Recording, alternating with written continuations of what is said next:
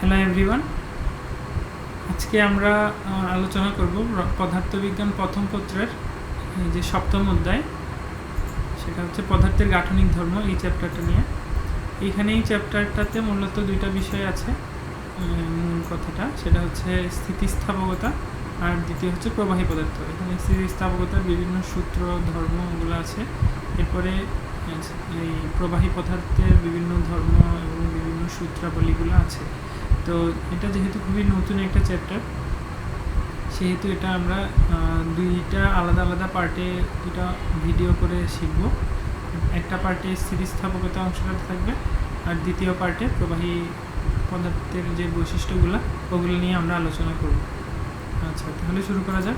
এখন এই চ্যাপ্টারের প্রথম দিকে কিছু পৃষ্ঠাতে যেই বিষয়গুলো আছে সেটা হচ্ছে পদার্থের গঠন নিয়ে এবং পদার্থের অবস্থা, আন্তঃআণবিক বল, পদার্থের বন্ধন, এই বিষয়গুলো আসলে রসায়ন প্রথম পত্রে বিস্তারিত আলোচনা করা আছে। পুরো সাবজেক্টটাই এই অধ্যায়ের প্রথম যে বিষয়গুলো আছে এই কয়েকটা প্যারাগ্রাফ নিয়ে পুরো একটা বই আছে, সেটা রসায়ন বই। তো ওটা পড়লেই এই বিষয়গুলো সবাই জানবে এবং বুঝতে পারবে। আর এখান থেকে এটা আসলে রসায়নের বিষয়, এখানে যে শুধু একটু করে ধারণা দেওয়ার জন্য এটা এখানে রাখা হয়েছে, নাহলে এটা খুব একটা গুরুত্বপূর্ণ না। জিনিসগুলো আসলে খুব ভালো করে আমরা রসায়নে পড়ে নিব, সেহেতু আর এখানে এটা নিয়ে আর আলোচনা করার দরকার নেই। আমরা এই আন্তঃআণবিক বল এবং পদার্থের স্থিতিস্থাপকতার সম্পর্ক থেকে শুরু করব। তো এখানে প্রথম যে গুরুত্বপূর্ণ টার্মিনোলজি আছে সেটা হচ্ছে আন্তঃআণবিক বল। রসায়ন যদি আমরা পড়ে থাকি ওখানে অবশ্যই এটা নিয়ে বিস্তারিত আলোচনা আছে। ওটা তো গেল, আমরা এই চ্যাপ্টারের জন্য আমাদের যতটুকু দরকার ততটুকু নিয়ে আমরা আগাবো। আন্তঃআণবিক বল মানে হচ্ছে পদার্থের মধ্যে অণুগুলা যেই বলের মাধ্যমে সংযুক্ত। মানে একটা পদার্থ, এই পদার্থের মধ্যে নিশ্চয়ই অনেকগুলো অণু আছে, সেই অণুগুলো একটা কঠিন পদার্থের মধ্যে অণুগুলো আন্তঃআণবিক বলের মাধ্যমে ফিক্সড করে রাখা আছে। যখন তরল পদার্থ হবে তখন এটাতে একটু আন্তঃআণবিক বল আর একটু দুর্বল, আর যখন বায়বীয় পদার্থ হবে তখন তার আন্তঃআণবিক বল আরও দুর্বল। এইভাবে আমরা আন্তঃআণবিক বল বুঝতে আমরা এটাই বুঝবো যেই বল দ্বারা অণুগুলো জোড়া লাগানো আছে পদার্থের মধ্যে। এখন এই বলটা যত বেশি হবে পদার্থটা তত বেশি শক্তিশালী হবে, তত বেশি স্টিফ হবে, শক্ত হবে। এখন আমরা এটা নিশ্চয়ই বুঝতে পারতেছি যে আন্তঃআণবিক বল কোন অবস্থায় সবথেকে বেশি হবে। অবশ্যই কঠিন পদার্থে আন্তঃআণবিক বল সবথেকে বেশি হবে। আমরা এখানে অল্প একটু করে দেখব। সেটা হচ্ছে এই যে কঠিন পদার্থে আন্তঃআণবিক বল থাকবে সবথেকে বেশি, আর তরলে থাকবে তার থেকে একটু কম, আর বায়বীয় পদার্থে থাকবে তার থেকে সবথেকে কম। এবং আমরা যদি জানি যে এই পদার্থের যে আন্তঃআণবিক বল, এটা আসলে অনেকটা নির্ভর করে পদার্থের বন্ধনের উপর। এটি কী ধরনের বন্ধনের মাধ্যমে ওটা গঠিত হয়েছে সেটা আমরা এখন স্কিপ করলাম, সেটা রসায়নে হবে। এখানে এগুলো আপাতত বাদ দিই। আমরা এখন বুঝতে চাইবো যে পদার্থের স্থিতিস্থাপকতা জিনিসটা কী, কোনো একটা পদার্থের স্থিতিস্থাপকতা জিনিসটা কী। স্থিতিস্থাপকতা বিষয়টাই হচ্ছে, স্থিতিস্থাপকতার যে বিষয়টা, এই বিষয়টার মূল বিষয়টাই হচ্ছে যে আমরা কোনো একটা বস্তুকে একটা ফোর্স দিব। এখানে আমরা দেখি, আমরা কোনো একটা বস্তুকে, এই যে ধরলাম এটা একটা বস্তু, এই যে এখানে অনেকগুলো মলিকিউল আছে, জিনিস আছে, এটা একটা কঠিন পদার্থ। কঠিন পদার্থে অণুগুলো সবগুলো একটা নির্দিষ্ট জায়গায় এটা ফিক্সড আছে। আন্তঃআণবিক বল এগুলোকে আকর্ষণের মাধ্যমে এগুলোকে একটা সাম্য অবস্থায় আছে। এখন এটা খুবই শক্ত অবস্থায় আছে, ধরলাম এটা একটা বস্তু যেটা হচ্ছে কঠিন অবস্থায় আছে। এখন আমি কি করব, আমি এখানে একটা ফোর্স দিব। এখানে আমরা একটা ফোর্স দিব। ফোর্স দেওয়ার ফলে আমরা এই যে এইভাবে সাইড ওয়াইজ ফোর্স দিলাম, এফ পরিমাণের একটা ফোর্স দিলাম। এবং ফোর্স দেওয়ার সাথে সাথে আমরা কি দেখব, বস্তুটা এইভাবে বাঁকা হয়ে যাবে, এইভাবে এর শেপ চেঞ্জ হয়ে যাবে। যতক্ষণ পর্যন্ত এই ফোর্সটা আমি এখানে ধরে রাখবো ততক্ষণ ধরে এই বস্তুটা এই এফ ফোর্সের কারণে এটা সাইজটা চেঞ্জ হয়ে গেল। মানে আগে এটা বল প্রয়োগের আগে এটা এরকম ছিল, এই বস্তুটা এইরকম ছিল, বল প্রয়োগের আগে এরকম এই শেপে, স্কোয়ার শেপে, রেক্টেঙ্গুলার শেপে ছিল। এরপর এটা রম্বসের মতো হয়ে গেছে, সাইজটা বাঁকা হয়ে গেছে। এখন যখন আমি আবার ফোর্সটা তুলে নিব তখন সেটা আবার আগের অবস্থায় চলে আসছে, এই অবস্থায় চলে আসছে, আগের অবস্থায় আবার ফেরত চলে আসছে। পদার্থের যেই ধর্মের কারণে এই জিনিসটা হবে যে আমি কোনো একটা বস্তুতে আমি একটা ফোর্স দিব, সেই ফোর্সটার কারণে পদার্থটা একটু বিকৃত হলো, তার শেপ পাল্টে গেল। এরপরে আমি বলটা তুলে নিলাম, সাথে সাথে সেটা আগের অবস্থায় চলে আসছে। হ্যাঁ, এই জিনিসটার ধর্মটাই হচ্ছে স্থিতিস্থাপকতা। স্থিতিস্থাপকতা মানে হচ্ছে কি তাহলে? স্থিতিস্থাপকতা মানে আমরা কি বুঝবো যে একটা বস্তুতে যখনই আমরা একটা বল প্রয়োগ করলাম, বল প্রয়োগ করার পরে এটা আকার এর মধ্যে বিকৃতি হলো বা আকার চেঞ্জ হলো, এরপরে আমরা যখন বলটা তুলে নিয়ে নিব সে তার আগের অবস্থায় ফেরত আসবে। পদার্থের এই ধর্মটাই হচ্ছে স্থিতিস্থাপকতা। আমরা একটু বইতে দেখি, বইতে কি বলেছে। এই তো বইতে আমাদের বলেছে যে হ্যাঁ, এখানে আছে আন্তঃনামিক আকর্ষণ বল নিয়ে বলেছে। এখানে আমরা একটু দেখি স্থিতিস্থাপকতা নিয়ে। এই তো স্থিতিস্থাপকতা, বস্তুর উপর প্রযুক্ত বলের ক্রিয়ায় তার আকার বা আয়তন উভয়ের পরিবর্তন প্রচেষ্টাকে পদার্থের যেই ধর্ম বাধা দেয় এবং প্রযুক্ত বল অপসারিত হলে পূর্বের আকার বা আয়তন ফিরে পায় তাকে স্থিতিস্থাপকতা বলে। মানে বল প্রয়োগের আগে যে অবস্থায় ছিল সেটা সেই অবস্থায় ফেরত চলে আসবে সেটা। এখন আন্তঃআণবিক বলের সাথে এটার সম্পর্ক বলতেছি কেন? আমি একটা বস্তুকে বল প্রয়োগ করব, সেটা সেই বল প্রয়োগের ফলে তার আকার চেঞ্জ হবে, সেই চেঞ্জটা আসলে ডিপেন্ড করবে আন্তঃআণবিক বলের উপর। কারণ এখানে এই যে পদার্থটা, এখানে অনেকগুলো মলিকিউল আছে, নিশ্চয়ই এরকম ছোটো ছোটো অনেকগুলো মলিকিউল আছে। এই মলিকিউলগুলো একটা একটাকে সাথে কানেক্টেড এইভাবে। হ্যাঁ, এদের মধ্যে চেঞ্জ হতে দিতে চাইবে না এরা, স্বাভাবিক অবস্থায় যে অবস্থায় থাকবে সেই অবস্থায় থাকতে চাইবে। এখন শেপ যদি আমি চেঞ্জ করতে চাই তাহলে বল প্রয়োগ করতে হবে। বল প্রয়োগের ফলে কি হবে, এখানে এদের মধ্যে এই যে অণুগুলার যে পজিশন ছিল, পজিশনই চেঞ্জ হয়ে যাবে। হ্যাঁ, আমরা এইভাবে একটা ক্রুড ড্রয়িং করলাম, এইভাবে শেপটা চেঞ্জ যেহেতু হচ্ছে সেখানে অণুগুলার আকার চেঞ্জ। এখন অণুগুলার মধ্যে যে বন্ধন শক্তি সেটা যত বেশি শক্তিশালী হবে এখানে এই বস্তুটা ডিফর্ম করতে কিংবা এর শেপ চেঞ্জ করতে তত বেশি ফোর্স দিতে হবে। এটা আমরা সহজেই বুঝতে পারি যে একটা লোহা কিংবা স্টিলের একটা বার, সেটাকে আমি এভাবে একটা ফোর্স দিয়ে, এক পরিমাণের এভাবে ফোর্স দিয়ে সেটাকে আকার চেঞ্জ করা, আর একটা রাবার আছে সেটাকে আমি চেঞ্জ করা, তার ভিতরে অনেক পার্থক্য আছে। কারণ আয়রনের মধ্যে যদি আমি স্টিল ব্যবহার করি, স্টিলের মধ্যে এই আন্তঃআণবিক শক্তিটা অনেক বেশি আর রাবারের মধ্যে অনেক কম। এই জন্য এই আন্তঃআণবিক বল যত বেশি হবে তত শক্তিশালী হবে তার স্থিতিস্থাপকতার ধর্মটা। মানে ধর্ম তো ধর্মই, কিন্তু যে পরিমাণ, স্থিতিস্থাপক বলের যে পরিমাণ সেটা অবশ্যই লোহাতে বেশি থাকবে, রাবারে কম থাকবে। এটা ডিপেন্ড করবে কার উপরে? আন্তঃআণবিক আকর্ষণ বলের উপর। এই আন্তঃআণবিক আকর্ষণ বল যত বেশি হবে তার এই যে তাকে ডিফর্ম করতে যে বলটা প্রয়োজন সেটা অনেক বেশি হবে। উল্টাভাবে যখন আমরা বলটা অপসারণ করব সেটা আবার আগের অবস্থায় চলে আসবে। এখন সেটা হচ্ছে স্থিতিস্থাপকতা। আমরা এই জিনিসটা আপাতত দেখলাম। এরপরের যে টপিকটা সেটা হচ্ছে আন্তঃআণবিক বলের সাথে এখানে স্থিতিশক্তি এবং এই যে একটা গ্রাফ আছে, এই গ্রাফটা আমরা ভালো করে শিখব। আন্তঃআণবিক বলের প্রকৃতি নিয়ে যে বিষয়টা বোঝাচ্ছি হচ্ছে সেটা হচ্ছে আন্তঃআণবিক দূরত্বের সাথে কিভাবে পদার্থের বল এবং স্থিতিশক্তি চেঞ্জ হয় তার একটা গ্রাফ আছে। এই গ্রাফটা আমরা একটু দেখি, সেটা আমরা দেখব। এখন একটা জিনিস এখানে বলে রাখি যে পদার্থের এখানে প্রথম দিকে আমি বলেছি কঠিন পদার্থের আন্তঃআণবিক বল বেশি কিন্তু আন্তঃআণবিক দূরত্ব কম থাকবে। শক্তি যত বেশি হবে সে অন্য অণুকে তত কাছে টেনে নিয়ে আসতে পারবে। শক্তি যত কম হবে, যেমন বায়বীয় পদার্থ, বায়বীয় আন্তঃআণবিক বল সব থেকে কম, সেজন্য দূরত্ব অনেক বেশি। কারণ বলটা কম সেজন্য সে আর ওকে কাছে টানতে পারে না, সে দূরে থেকে যায় অণুগুলো। তো আন্তঃআণবিক দূরত্ব, আন্তঃআণবিক বল, এই দুইটা জিনিসটা আমরা আপাতত শিখলাম। তো আন্তঃআণবিক দূরত্বটা হচ্ছে কঠিন পদার্থের ক্ষেত্রে সবথেকে কম, ঠিক আছে। এখন আমরা এই জিনিসটা দেখলাম, এই যে গ্রাফটা, এই গ্রাফটা আমরা এখন বুঝতে চেষ্টা করব।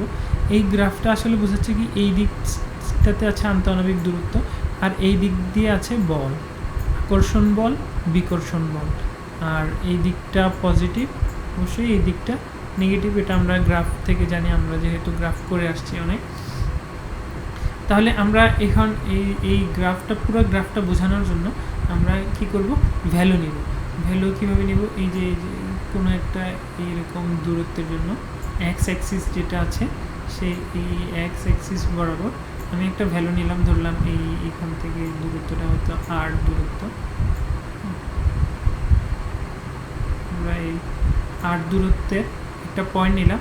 এই পয়েন্টে দেখলাম যে এর মধ্যে স্থিতিশক্তি যেটা আছে, স্থিতিশক্তির যে সলিড গ্রাফটা আছে কালো, সেই গ্রাফে আমরা দেখলাম স্থিতিশক্তি পজিটিভ, স্থিতিশক্তি সামান্য পজিটিভ। আমরা এখানে কত ভ্যালু সেটা দেখবো না, কোয়ান্টিটির বিষয়টা বুঝতে চেষ্টা করবো যে গ্রাফটা আসলে কী বোঝাচ্ছে। ঠিক একই দূরত্ব আর এর জন্য এখানে বল হচ্ছে এই জায়গায় পজিটিভ বল, এখানে বোঝানো যাচ্ছে যে একটা বিকর্ষণ বল বোঝাচ্ছে। হ্যাঁ, বিকর্ষণ বল অনেক বেশি, স্থিতিশক্তি আছে, মোটামুটি স্থিতিশক্তি আছে। এখন দূরত্ব যদি আমি আরও কমাই, যদি এরকম আরও চলে আসে, তাহলে এই গ্রাফটাকে এক্সটেন্ড করলে এখানে উপরে আসবে আরও। তার মানে কি হচ্ছে, স্থিতিশক্তি বাড়ছে। তাহলে কি হলো, আমরা দূরত্ব যদি কমাই তাহলে বিকর্ষণ বাড়তেছে, এই যে এইখানকার উপরে এর বিকর্ষণ বাড়তেছে, তাই না। বলের যে গ্রাফটা, যে ড্যাশ লাইন, এখানে এই ডিস্টেন্সটাতে 0 হয়ে গেছে, আর নট যে ডিস্টেন্স এখানে 0 হয়েছে।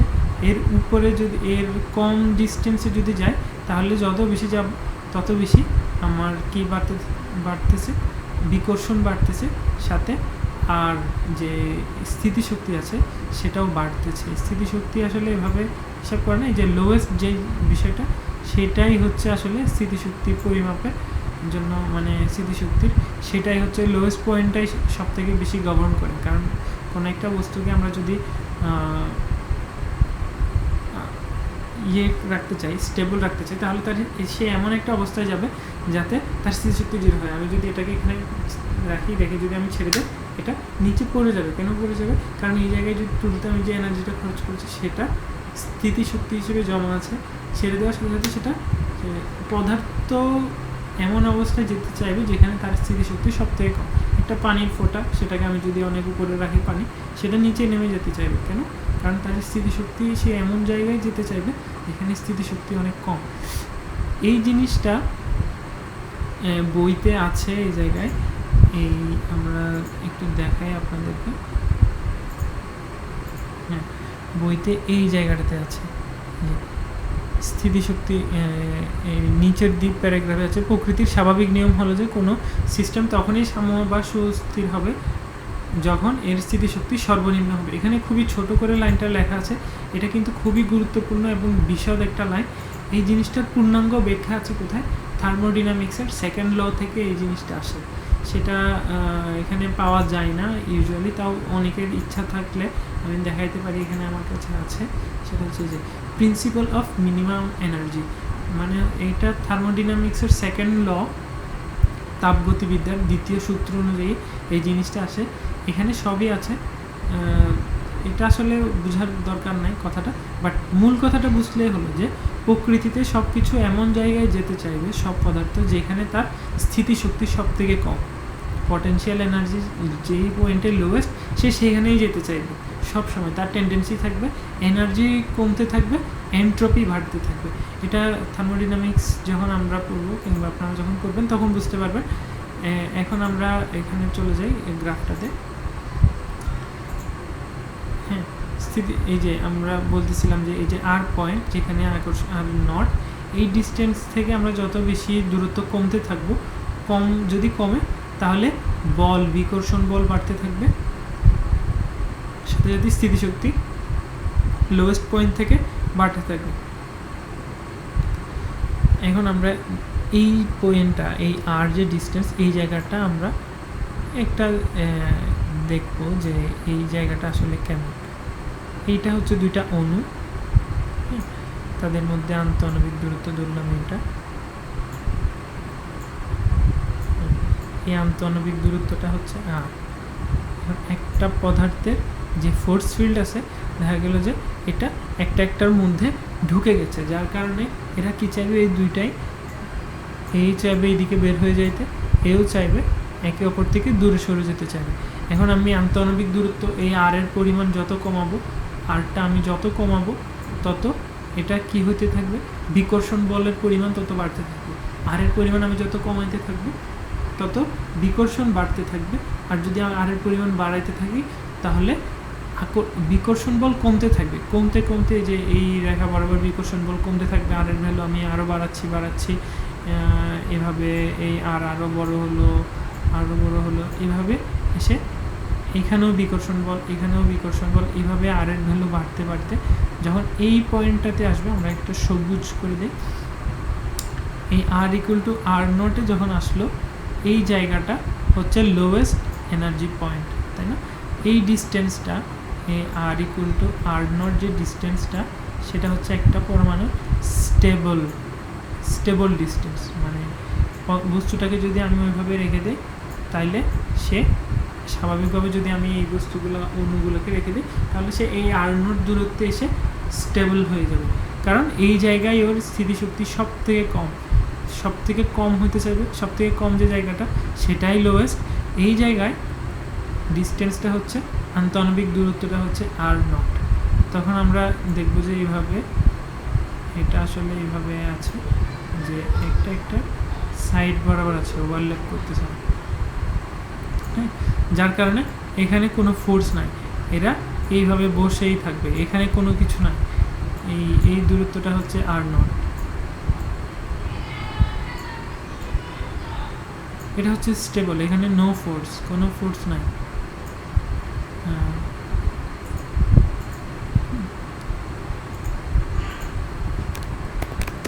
নো ফোর্স, এখানে আকর্ষণও নাই, বিকর্ষণও নাই। হ্যাঁ, এখানে আমরা এই জায়গাটা হচ্ছে আমাদের কোন জায়গাটা, সেটা আমরা একটু গোল মার্ক করব। এই যে এই পয়েন্টটা হচ্ছে এটা, এই আর নট ডিস্টেন্সের যে সেটা হচ্ছে এটা। এখন আর নট থেকে যদি আমি ডিস্টেন্স বাড়াতে থাকি তখন কি হবে, আর নট থেকে আর এর ভ্যালু আরও বাড়তেছে। এখন বাড়ানোটা আমরা একটু নীল কালি দিয়ে করব। আর এর ভ্যালু আরও বাড়তেছে, আর এর ভ্যালু আমরা এদিকে আরও বাড়ালাম, তখন কি হবে, তখন দেখা যাবে যে এই যে সর্বনিম্ন যে পটেনশিয়াল এনার্জি ছিল সেটা সর্বনিম্ন থেকে আবার বাড়তে থাকবে, স্থিতিশক্তি বাড়তে থাকবে, সাথে সাথে বলটা কি হবে, নিচের দিকে যখন আসতেছে তখন এটা হচ্ছে আকর্ষণ বল, এই নিচের দিকে হচ্ছে আমাদের আকর্ষণ বল।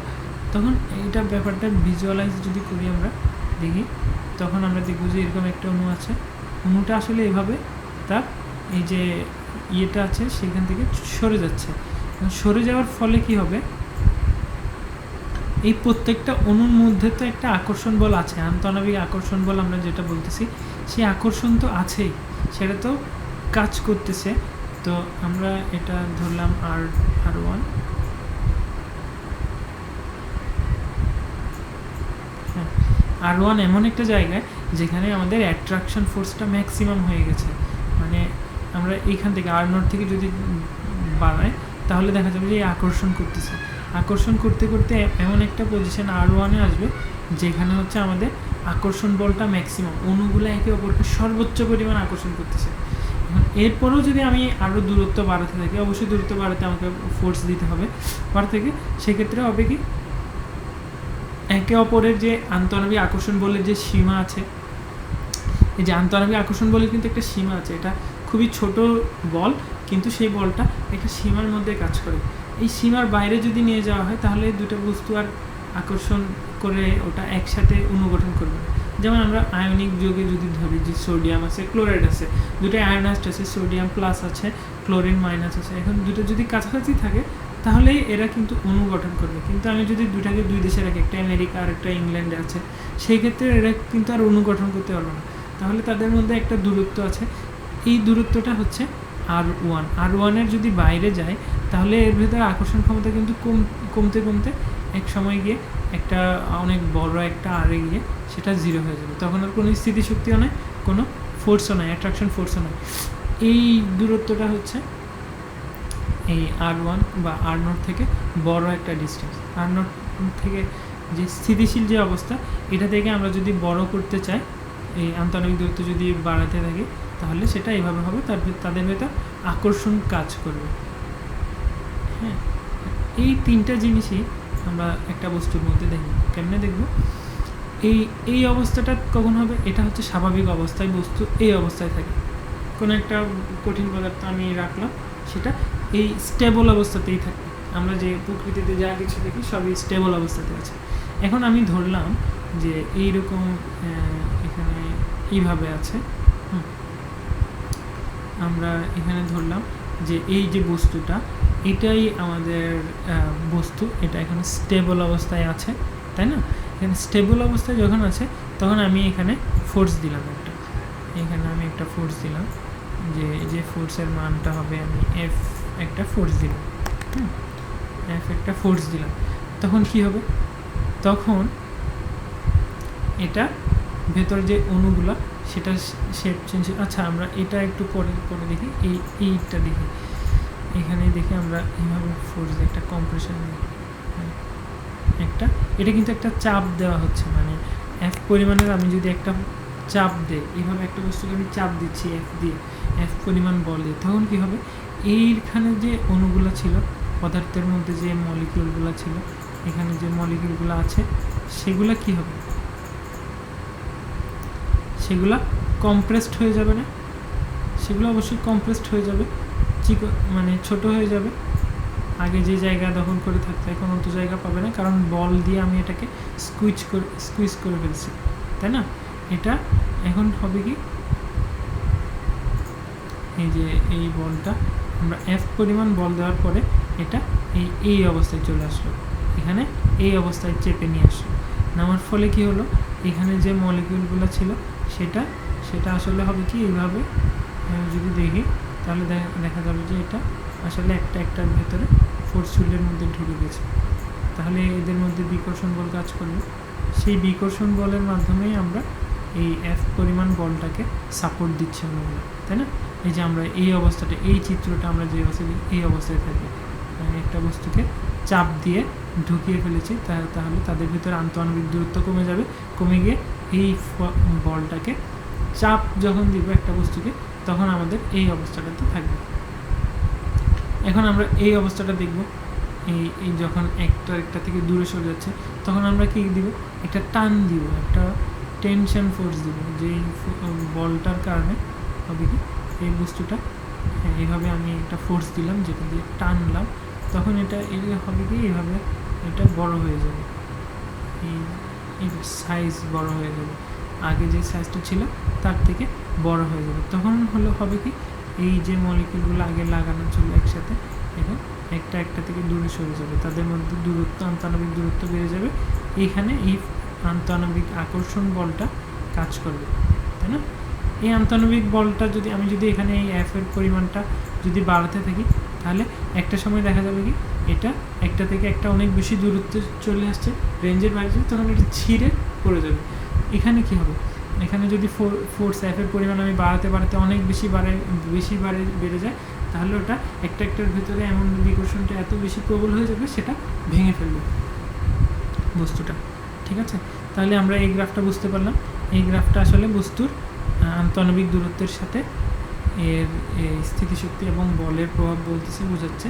পদার্থের বিভিন্ন বলের অবস্থায় আমরা এটার বিভিন্ন এটা দেখতে পারবো আর কি। পরবর্তী যে বিষয়টা, সেটা আমরা এখানে দেখব যে কিছু সংজ্ঞা আছে। এই সংজ্ঞাগুলোর মধ্যে সবথেকে গুরুত্বপূর্ণ সংজ্ঞা হচ্ছে স্থিতিস্থাপকতার সংজ্ঞা, যেটা আমরা অলরেডি ব্যাখ্যা করেছি। সেটা হচ্ছে যে একটা স্থিতিস্থাপকতা একটা ধর্ম, সেটা হচ্ছে আমি একটা বস্তুকে একটা বল দিব, সেই বলটা আমরা আবার একটু এই ছবিতে দেখি। স্থিতিস্থাপকতা হচ্ছে আমি একটা, এই যে এরকম একটা বস্তু আছে, এই বস্তুটাকে আমরা একটা ফোর্স দিব, ফোর্স দিলে এটা ডিফরমেশন হবে, বেঁকে যাবে, কিংবা সাইজ চেঞ্জ হলো, কিংবা এখানেও দেখতে পারি যে দৈর্ঘ্য কমে গেল কিংবা দৈর্ঘ্য বেড়ে গেল। তাহলে সেই অবস্থায় কি হবে? এটা আমরা যখন বল প্রয়োগ করলাম এর বিভিন্ন ধরনের চেঞ্জ হলো, এই এখানে শেপ চেঞ্জ হলো, এখানে দৈর্ঘ্য চেঞ্জ হলো, এখানে দৈর্ঘ্য বেড়ে গেলো, এখানে কমে গেল।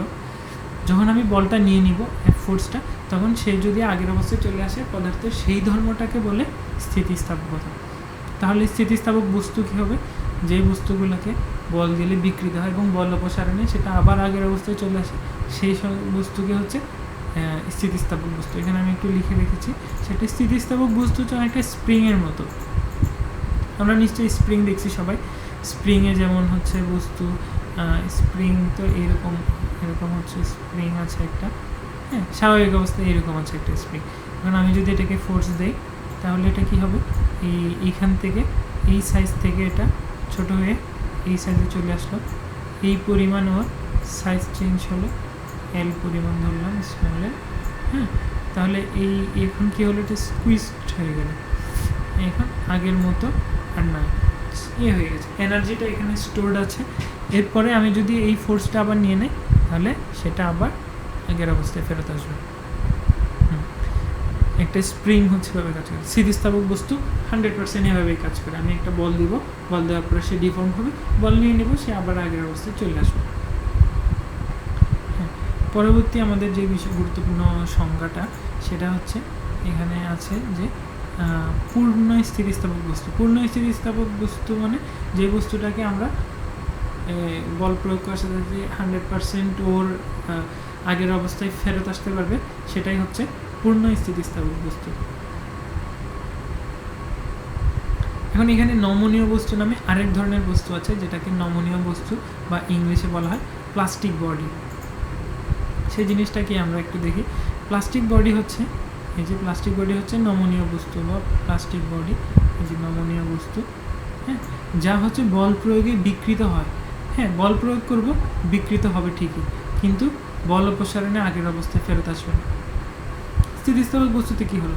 বল দিলাম, সে পরিবর্তন হলো, বল নিয়ে নিলাম, সে আবার আগের অবস্থায় চলে আসে, স্প্রিংয়ের মতো। স্প্রিং চাপালাম, চেপে গেল, ছেড়ে দিলাম, সে আবার আগের অবস্থায় চলে আসছে। কিন্তু স্থিতিস্থাপক বস্তু ছাড়া যে নমনীয় বস্তুটা আছে প্লাস্টিক বডি, সেটা হচ্ছে প্লাস্টিকের মতোই। পলিথিনের যে প্লাস্টিক আছে, সেই প্লাস্টিকটা যদি কখনো টেনে দেখেন তাহলে দেখবেন যে সেটা যত টানবে টেনে নিয়ে গেছে, কিন্তু যে অবস্থায় আছে সে সেই অবস্থায়, সে আর আগের অবস্থায় ফেরত যাবে না। সেই ধরনের বস্তুগুলোকে বলে এই প্লাস্টিক বডি। সেই ধরনের বস্তুগুলাই হচ্ছে প্লাস্টিক বডি বা নমনীয় বস্তু। নমনীয় বস্তু মানে হচ্ছে যে বস্তুকে আমি বল প্রয়োগ করব, এই যে বল প্রয়োগ করলাম, এইরকম একটা আমার হয়তো বস্তু আছে, সেটাকে আমি এই যে ফোর্স দিলাম, এইদিকে একটা ফোর্স দিয়ে এইদিকে টানলাম, এদিকে টানলাম, দুই দিকে টানলাম, টানার পরে সেটা হবে কি, সে এইরকম চিকন হয়ে গিয়ে লম্বা হয়ে যাবে। হ্যাঁ, আমি যখন আবার বল যখন নিয়ে নিলাম, পুরো বল আমি যখন ছেড়ে দিলাম, সে আর আগের অবস্থায় আসে না, সে সেই অবস্থায় আছে। এই ধরনের বস্তুগুলোকে বলে আমাদের প্লাস্টিক বডি বা নমনীয় বস্তু। এখন আমরা পরের যে উদাহরণের সংজ্ঞাগুলো আছে তার মধ্যে স্থিতিস্থাপক সীমা, অসহভর, অসহপীড়ন, এগুলো আমরা একটু পরে দেখব। পরে কখন দেখব এটা আমরা একটু পরে, যখন এই যে এখানে গ্রাফ আছে, এই গ্রাফ লেখচিত্রের সাহায্যে অসহপীড়ন বিকৃতির সম্পর্কে ওই গ্রাফের ব্যাখ্যা করার সময় আমরা এটা বলবো। আপাতত আমাদের এতটুকুই হলো। এখন আমরা পরের গুরুত্বপূর্ণ কনসেপ্ট, সেটা হচ্ছে বিকৃতি।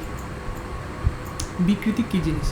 বিকৃতি জিনিস হচ্ছে, এখানে সংজ্ঞা আছে, কোনো বস্তুর একক মাত্রায় যে পরিবর্তন ঘটে তাকে তার দ্বারা বিকৃতি প্রয়োগ করা যায়।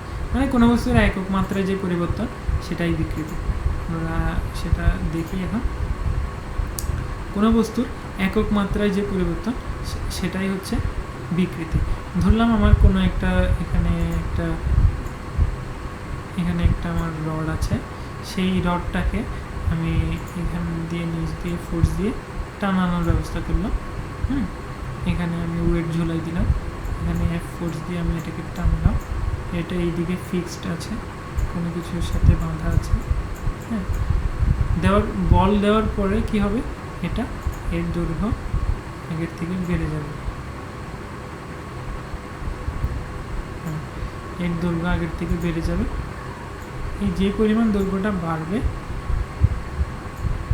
তাই না, ধরলাম যে এটা স্মল এল পরিমাণে বেড়ে গেল,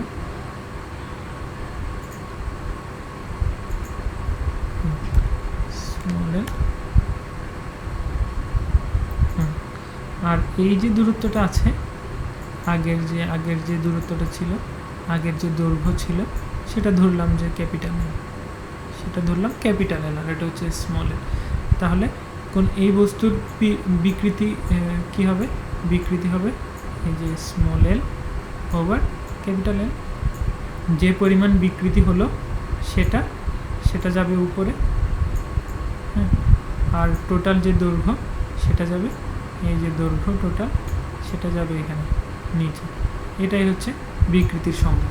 বিকৃতির সংজ্ঞা হচ্ছে যে একক মাত্রায় যে পরিমাণ চেঞ্জ হবে, পুরা এল দৈর্ঘ্য চেঞ্জ হয়েছে স্মল এল, ক্যাপিটাল এল যদি এর দৈর্ঘ্য থাকে, যদি 10 মিটার থাকে, সেখানে যদি 1 মিটার চেঞ্জ হয়, তাহলে হবে কি 1/10 হবে, 0.1 হবে আনসার। হ্যাঁ, বোঝা গেল? এটা কনফিউশন তৈরি করবে, এটা আমি সবাই। তাহলে এটাই হচ্ছে বিকৃতি। এখানে একটা বইয়ের ভাষায় লেখা আছে, সেটা হচ্ছে কোনো বস্তুর আদিমাত্রা এক্স ধরতেছে, যে এই যে আগের রিডিং ধরতেছে যে এক্স, এখানে আমরা ক্যাপিটাল এল ধরছি, ওরাও ধরতেছে যে এক্স। বল প্রযুক্ত হওয়ার পরে মাত্রা ওয়াই, মানে এই যে এল, এই যে বল প্রযুক্ত হওয়ার পরে যে দৈর্ঘ্য চেঞ্জ হলো, চেঞ্জ হওয়ার পরে এসে এখানে স্মল এল যেটা ধরলাম, স্মল এল প্লাস ক্যাপিটাল এল, এটা হচ্ছে পুরোটাকে হচ্ছে ওরা ওয়াই ধরছে। আর পরিবর্তন হচ্ছে ওয়াই মাইনাস এক্স বা এক্স মাইনাস ওয়াই, যেটাই হোক, একক মাত্রায় পরিবর্তন বা বিকৃতি হবে কত, আমরা এখানে দেখিয়ে দিলাম, সেটা হবে কত, যদি এটা ওয়াই হয়, Y minus X divided by X. এখানে ওয়াই হবে কোনটা, এই দূরত্ব পর্যন্ত, এটা হবে ওয়াই, হ্যাঁ, আর এই দূরত্বটা হবে এক্স। এটা হচ্ছে আমাদের বিকৃতি। তাহলে বিকৃতি কয় ধরনের আছে? বিকৃতি আসলে 3 ধরনের আছে। একটা হচ্ছে দৈর্ঘ্য বিকৃতি, একটা হচ্ছে কৃন্তন বিকৃতি, আর একটা হচ্ছে আয়তন বিকৃতি। আমরা এখন এই 3টা দেখব। প্রথমে আমরা দৈর্ঘ্য বিকৃতিটা দেখি। এই যে এইখানে আমরা দেখি, এই যে এই জায়গায় এই জিনিসটা, এখানে আমি একটা বস্তু আছে, আগে এই কেটে দিই এগুলো, এখানে একটা বস্তু আছে, আমি এখানে এই বস্তুটা এই অবস্থায় আছে, তখন আমি এর উপরে একটা ফোর্স দিলাম, ফোর্সটার পরিমাণ হচ্ছে এফ। এই ফোর্স দেওয়ার পরে হলো কি, সেটা আকার একটা ডাইমেনশন চেঞ্জ হয়ে গেল, দৈর্ঘ্য চেঞ্জ হয়ে গেল, এর দৈর্ঘ্য কমে এত ছোট হয়ে গেল। এবং ছোট হয়ে যাওয়ার পরে কি হবে? তাহলে এখানে যদি আমি আগের হিসাবে যদি আমরা দিই রিডিংগুলো, যদি আমরা এখানে যদি আমি ভ্যালু লিখি, এই আগের দৈর্ঘ্য ছিল এল, বল এফ বল প্রয়োগের ফলে আমাদের এখানে যদি এই চেঞ্জ কি হলো, স্মল এল পরিমাণের চেঞ্জ হয়ে গেল, হ্যাঁ, তাহলে বিকৃতি, দৈর্ঘ্য বিকৃতি কি হবে? স্মল এল ওভার ক্যাপিটাল এল হবে, স্বাভাবিক। ঠিক এইখানে দেখি আমরা এই জিনিসটাতে দেখি, এখানে আরেকটা জিনিস আছে, যেখানে আমাদের এই যে দরকার নেই, এখানেও আমাদের একটা বস্তু আছে, এইভাবে একটা বস্তু আছে আগের মতো, এটার মতোই। সেই বস্তুটাকে আগে আমরা দিয়েছিলাম হচ্ছে চাপ দিয়েছিলাম, এখন আমরা টান দিব, এটাকে ধরে টান দিলাম। টান দেওয়ার ফলস্বরূপ কী হবে? এখানে এর দৈর্ঘ্য বৃদ্ধি পেল, বৃদ্ধি পেয়ে এটা এই আগের যে দৈর্ঘ্য সেখান থেকে এই সাইজের বড় হয়ে গেল। এখন আগের দৈর্ঘ্য যদি এল হয়,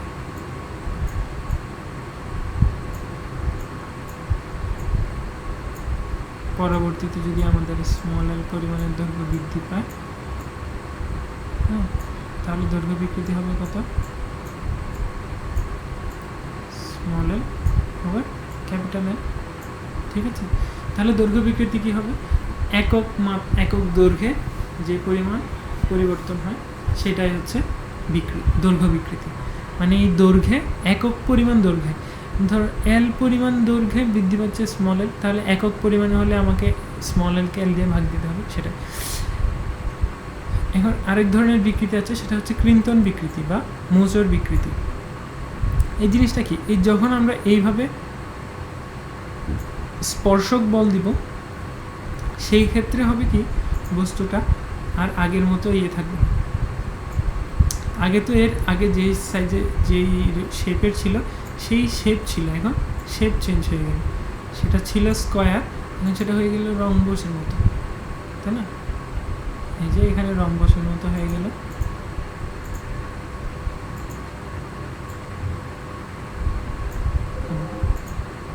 এই ক্ষেত্রে হলো কি, এক্ষেত্রে দৈর্ঘ্যও কমলো না, অন্য কিছু কমলো না, এক্ষেত্রে জাস্ট শেপ চেঞ্জ হয়ে গেল, আকার চেঞ্জ হয়ে গেল। এই ক্ষেত্রে আমরা এটা মেজার করব কীভাবে? আমরা এটা মেজার করব, এখানে যে অ্যাঙ্গেলটা তৈরি করেছে এই অ্যাঙ্গেলটা যদি থিটা হয় আমরা ধরে নেব এই থিটা অ্যাঙ্গেলটাই হচ্ছে বিকৃতি। বিকৃতি পরিমাপ করবো এই থিটা অ্যাঙ্গেল দিয়ে। এখানে আমরা দৈর্ঘ্য ধরে নেব, ডি ধরা যায়, কিন্তু বইতে যেহেতু ডি ধরেছে আমি ডি ধরবো, একই কথা ডি। আর এখানে যে পরিমাণ চেঞ্জ হবে সেটা হচ্ছে স্মল ডি।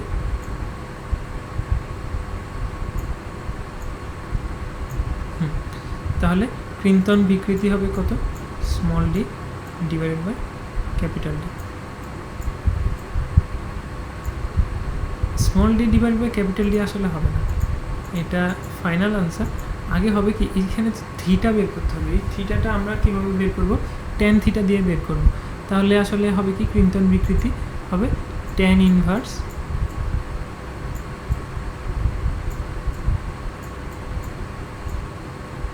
এখন এই থিটার মান আমরা যদি ট্যান দিয়ে বের করতে চাই তখন কি হবে? ট্যান থিটার সমান লম্ব ডিভাইডেড বাই ভূমি। এখানে লম্ব হচ্ছে আমাদের এই যে স্মল ডি, এটা হচ্ছে লম্ব, আর ভূমি হচ্ছে আমাদের এই ক্যাপিটাল ডি, এটা হচ্ছে আমাদের ভূমি। কেন? কারণ থিটা অ্যাঙ্গেলটা হচ্ছে এই বাহুর সাথে, সেজন্য সেটাই ভূমি। তাহলে আমাদের ইকুয়েশনটা হবে tan D divided by capital D. এখন আবার দেখা যায় যে এখানে এটা আসলে থিটাটা রেডিয়ানে, তো এটা অনেক ছোট পরিমাণে হয় আর কি, যে দেখা যায় যে অনেক বড় দৈর্ঘ্যের ক্ষেত্রে অনেক ছোট পরিমাণে এই ডি এর ভ্যালুটা খুবই কম থাকে, এই যে এই ডি এর ভ্যালুটা খুবই কম থাকে দৈর্ঘ্যের তুলনায়। সেজন্য এই ট্যান থিটা, ট্যান ইনভার্স যে থিটা এখানে যে ইয়েটা আছে, এটার মান অনেক কম হয়, অনেক কম মানে শূন্যেরও অনেক কম থাকে। এখন আমরা একটা আপনাদেরকে মজার জিনিস দেখাই, সেটা হচ্ছে যে ট্যানের মান যখন আসলে এই যে আমি গুগল করি, হ্যাঁ, ট্যানের মান যখন খুবই কম থাকে, এই যে ট্যানের মান আমি 0.05 দিয়ে সার্চ দিলাম, ট্যানের 0.05 মান কিন্তু 0.05, তখন ট্যান থিটার মান যখন খুবই কম থাকে তখন ট্যান আর থিটার মানের মধ্যে খুব একটা পার্থক্য থাকে না, তখন এইটা ইকুয়াল সমান সমান অনেকটা লিখে দেওয়া যায় যে এই small D divided by capital D.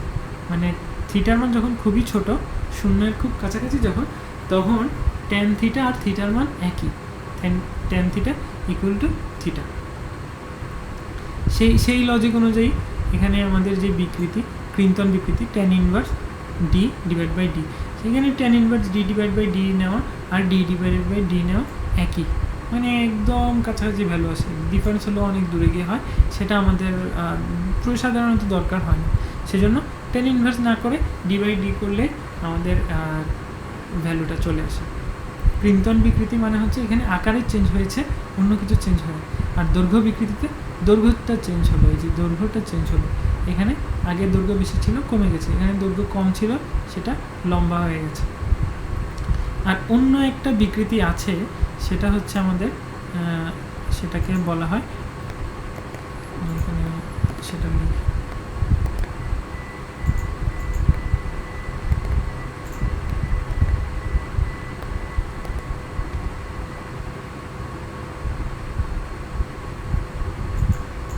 দৈর্ঘ্য বিকৃতির যে জিনিসটা আছে সেটা আমরা এখানে লিখব। এটা আসলে দৈর্ঘ্য হবে না,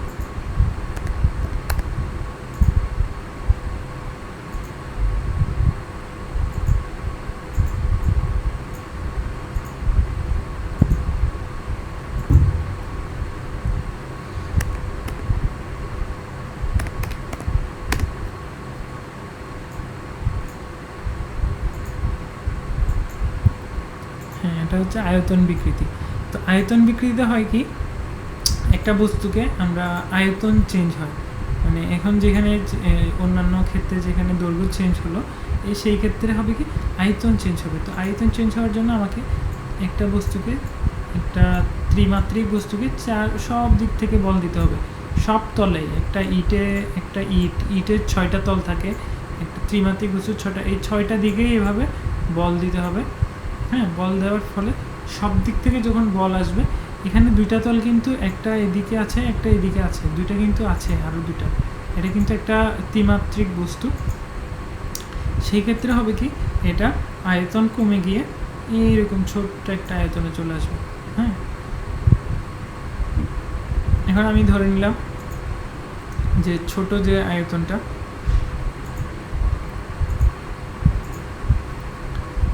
সেটা আমরা ধরে নিলাম যে স্মল ভি, আর যে আগের যে ইনিশিয়াল আয়তন ছিল সেটা ক্যাপিটাল ভি। সেই ক্ষেত্রে আয়তন বিকৃতি হবে আমাদের, আয়তন যে বিকৃতিটা সেটা হবে এই যে আয়তন বিকৃতি। আয়তন বিকৃতিটা হবে, আগের আয়তন ছিল ভি, ক্যাপিটাল ভি, পরবর্তীতে আয়তন পরিবর্তন হয়েছে স্মল ভি। এখানে কিন্তু আয়তনের মানে এটা কিন্তু আয়তনের পরের আয়তন না, এটা কিন্তু আয়তন যে পরিমাণ পরিবর্তন হয়েছে সেটা, এটা এখানে কনফিউজিং হয়ে গেল। হ্যাঁ, আয়তনের পরিবর্তন, আমি এখানে একটা ডেল্টা দিয়ে দিই। হ্যাঁ, ডেল্টা না, আচ্ছা, এটা আপনারা মনে রাখলেই হবে। আয়তন আসলে পরবর্তীতে ভি হয় নাই, পরবর্তীতে অন্য কিছু হয়েছে, সেটা আসলে কমেছে ভি পরিমাণ। এখন আয়তনের পরিবর্তন ভি, সেজন্য আয়তন বিকৃতি small V divided by capital V. এই এই 3 ধরনের মোটামুটি বিকৃতি আছে, কৃন্তন বিকৃতি, দৈর্ঘ্য বিকৃতি, আয়তন বিকৃতি, এই 3টা। এরপরে আমাদের যে গুরুত্বপূর্ণ টপিক সেটা হচ্ছে পীড়ন। আমরা বিকৃতি দেখেছি মোটামুটি, বিকৃতির পরে আমরা যে জিনিসগুলো দেখব সেটা হচ্ছে পীড়ন।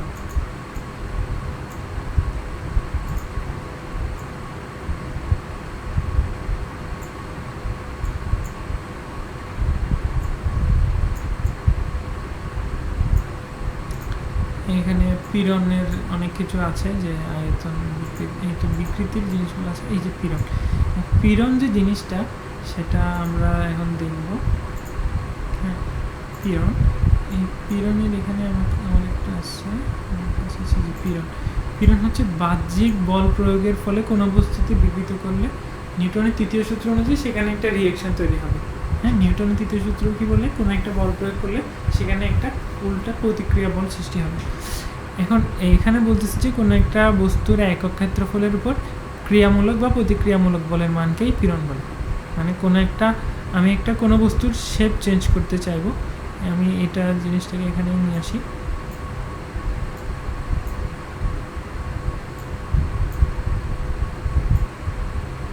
আচ্ছা, আমরা নতুন করে দেখি, এখানে আনলে আবার আপনাদের বুঝতে একটু অসুবিধা যদি হয় তাহলে কনফিউজড হয়ে যাবে।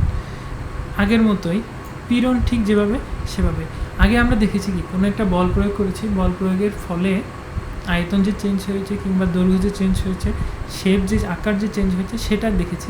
এখন আমরা দেখব যে দৈর্ঘ্য কিংবা আয়তন কিংবা ইয়েটাকে, এই আকারটাকে কে চেঞ্জ করতেছে, আমরা এখন তাকে নিয়ে পড়াশোনা করব।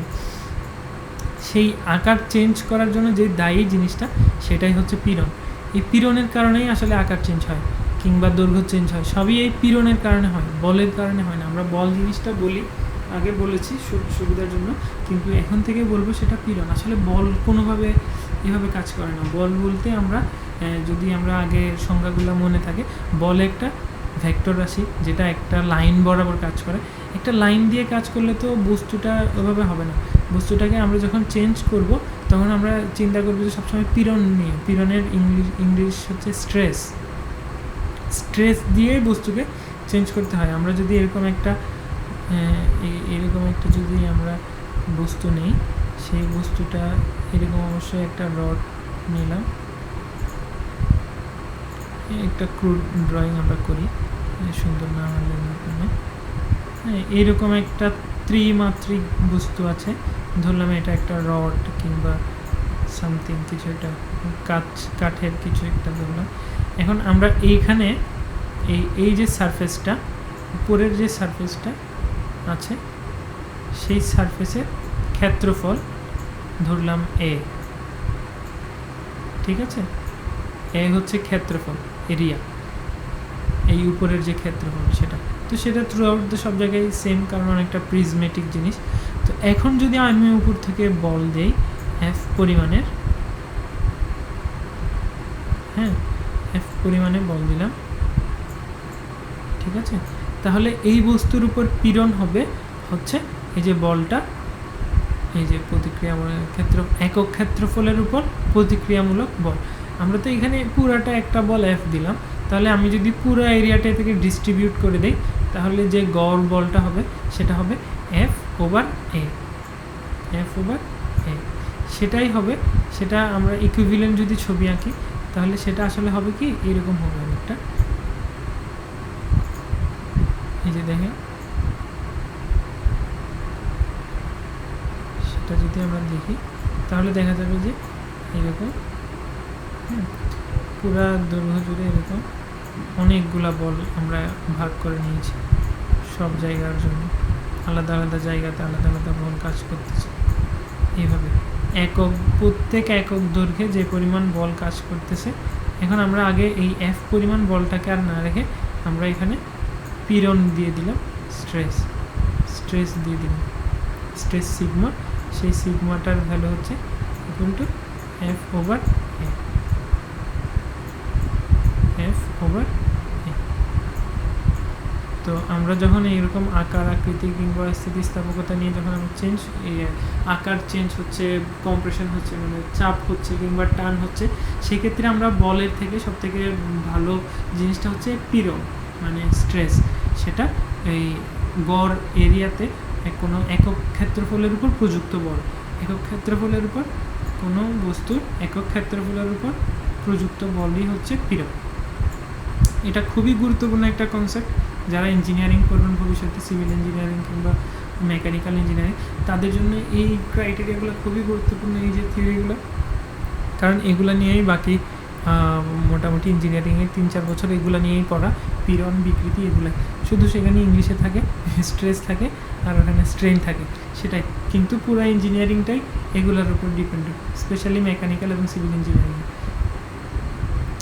তাহলে আমরা পীড়ন দেখলাম, পীড়ন বিকৃতি, যেমন এই যে এখানে কি হলো আমরা দেখলাম, আমরা এখানে যখন বিকৃতি যখন দেখলাম উদাহরণগুলো, সেক্ষেত্রে এই যে চেঞ্জ হলো এল, চেঞ্জ হলো এল, আমরা বললাম যে এফ বলের কারণে চেঞ্জ হয়েছে, আসলে হবে কি এফ বাই এ পীড়নের জন্য চেঞ্জ হয়েছে আসলে, তাই না? এটা আমরা স্ট্রেস একটা সিগমা দিয়ে ডিনোট করে দিলাম প্রত্যেকটা জায়গায়। হ্যাঁ, তাহলে এটা কি হবে, দৈর্ঘ্য বিকৃতি যে পীড়ন ঘটায় সেটা হবে দৈর্ঘ্য পীড়ন। আমরা এটা বাংলায় নেওয়ার চেষ্টা করতে হবে। দৈর্ঘ্য পীড়ন হবে এখানে, এটা এটা চাপতেছে, সেজন্য এটা চাপ, এই পীড়নটা, আর এটা টানতেছে, এটা দৈর্ঘ্য বিকৃতি ঘটিয়েছে। তাহলে এটা হবে কি এফ বাই এ যদি আমরা করে দিই সিগমা, তাহলে এইটা কোথায়, এখানকার ক্ষেত্রফল এফ বাই এ, তাহলে এটাও হবে দৈর্ঘ্য পীড়ন। হ্যাঁ, দৈর্ঘ্য পীড়ন।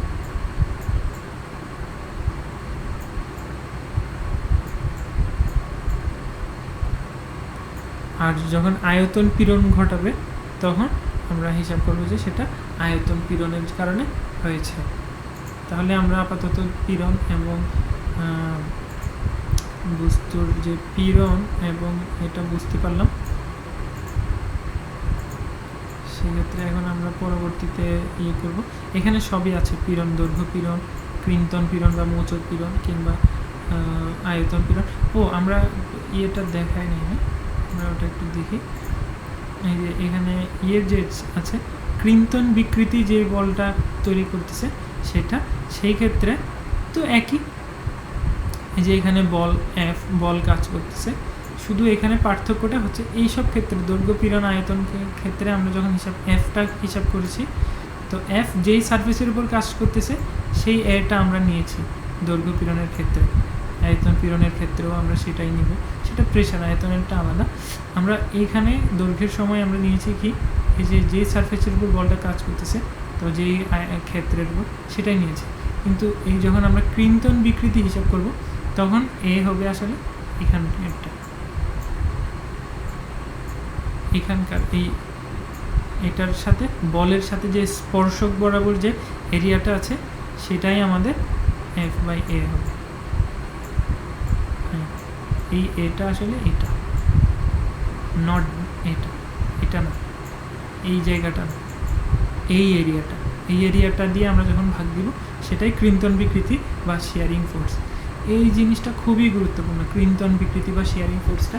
এই চ্যাপ্টারগুলোতে হয়তো একটু কম দেখাচ্ছে, কিন্তু যখন স্পেশালি ফাউন্ডেশন, বিল্ডিংয়ের ফাউন্ডেশন কিংবা মাটির উপর যতগুলো স্ট্রাকচার দাঁড়ায় থাকে এরা সবই এই শেয়ারিং ফোর্সের উপরেই দাঁড়ায় থাকে। এই শেয়ারিং ফোর্সই এগুলো সবগুলো নেয়।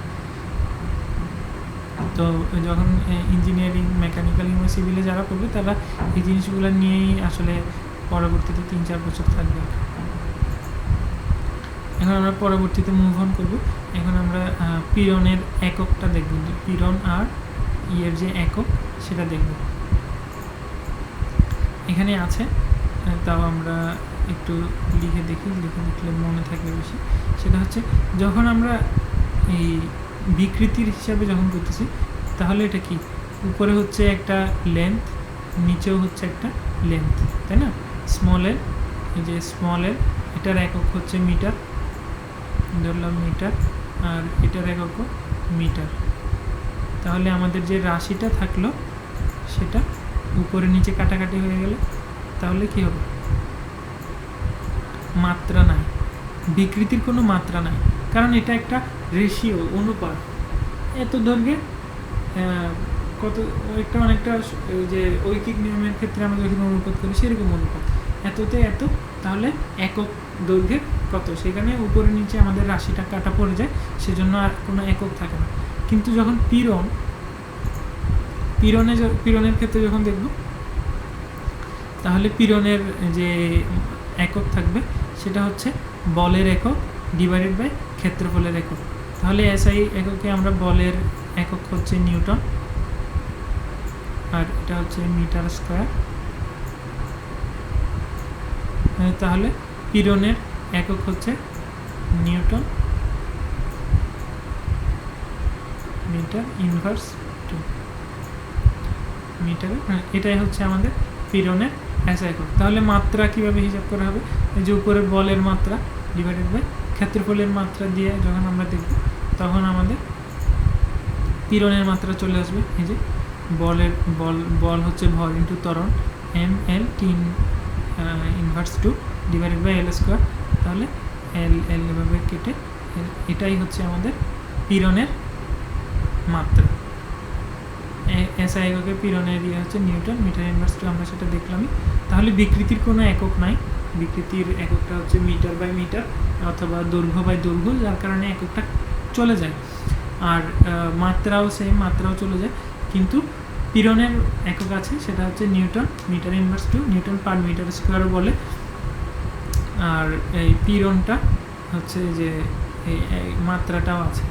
এই জিনিসটা কিন্তু একটা জিনিস খেয়াল করবেন, এই পীড়নটা কিন্তু সব জায়গায় আছে প্রতি স্কোয়ার ক্ষেত্রে। আমাদের যে অ্যাটমসফিয়ার যে প্রেশারটা সেটাও এই পীড়নের উপরেই, পীড়নেরই একক সেম।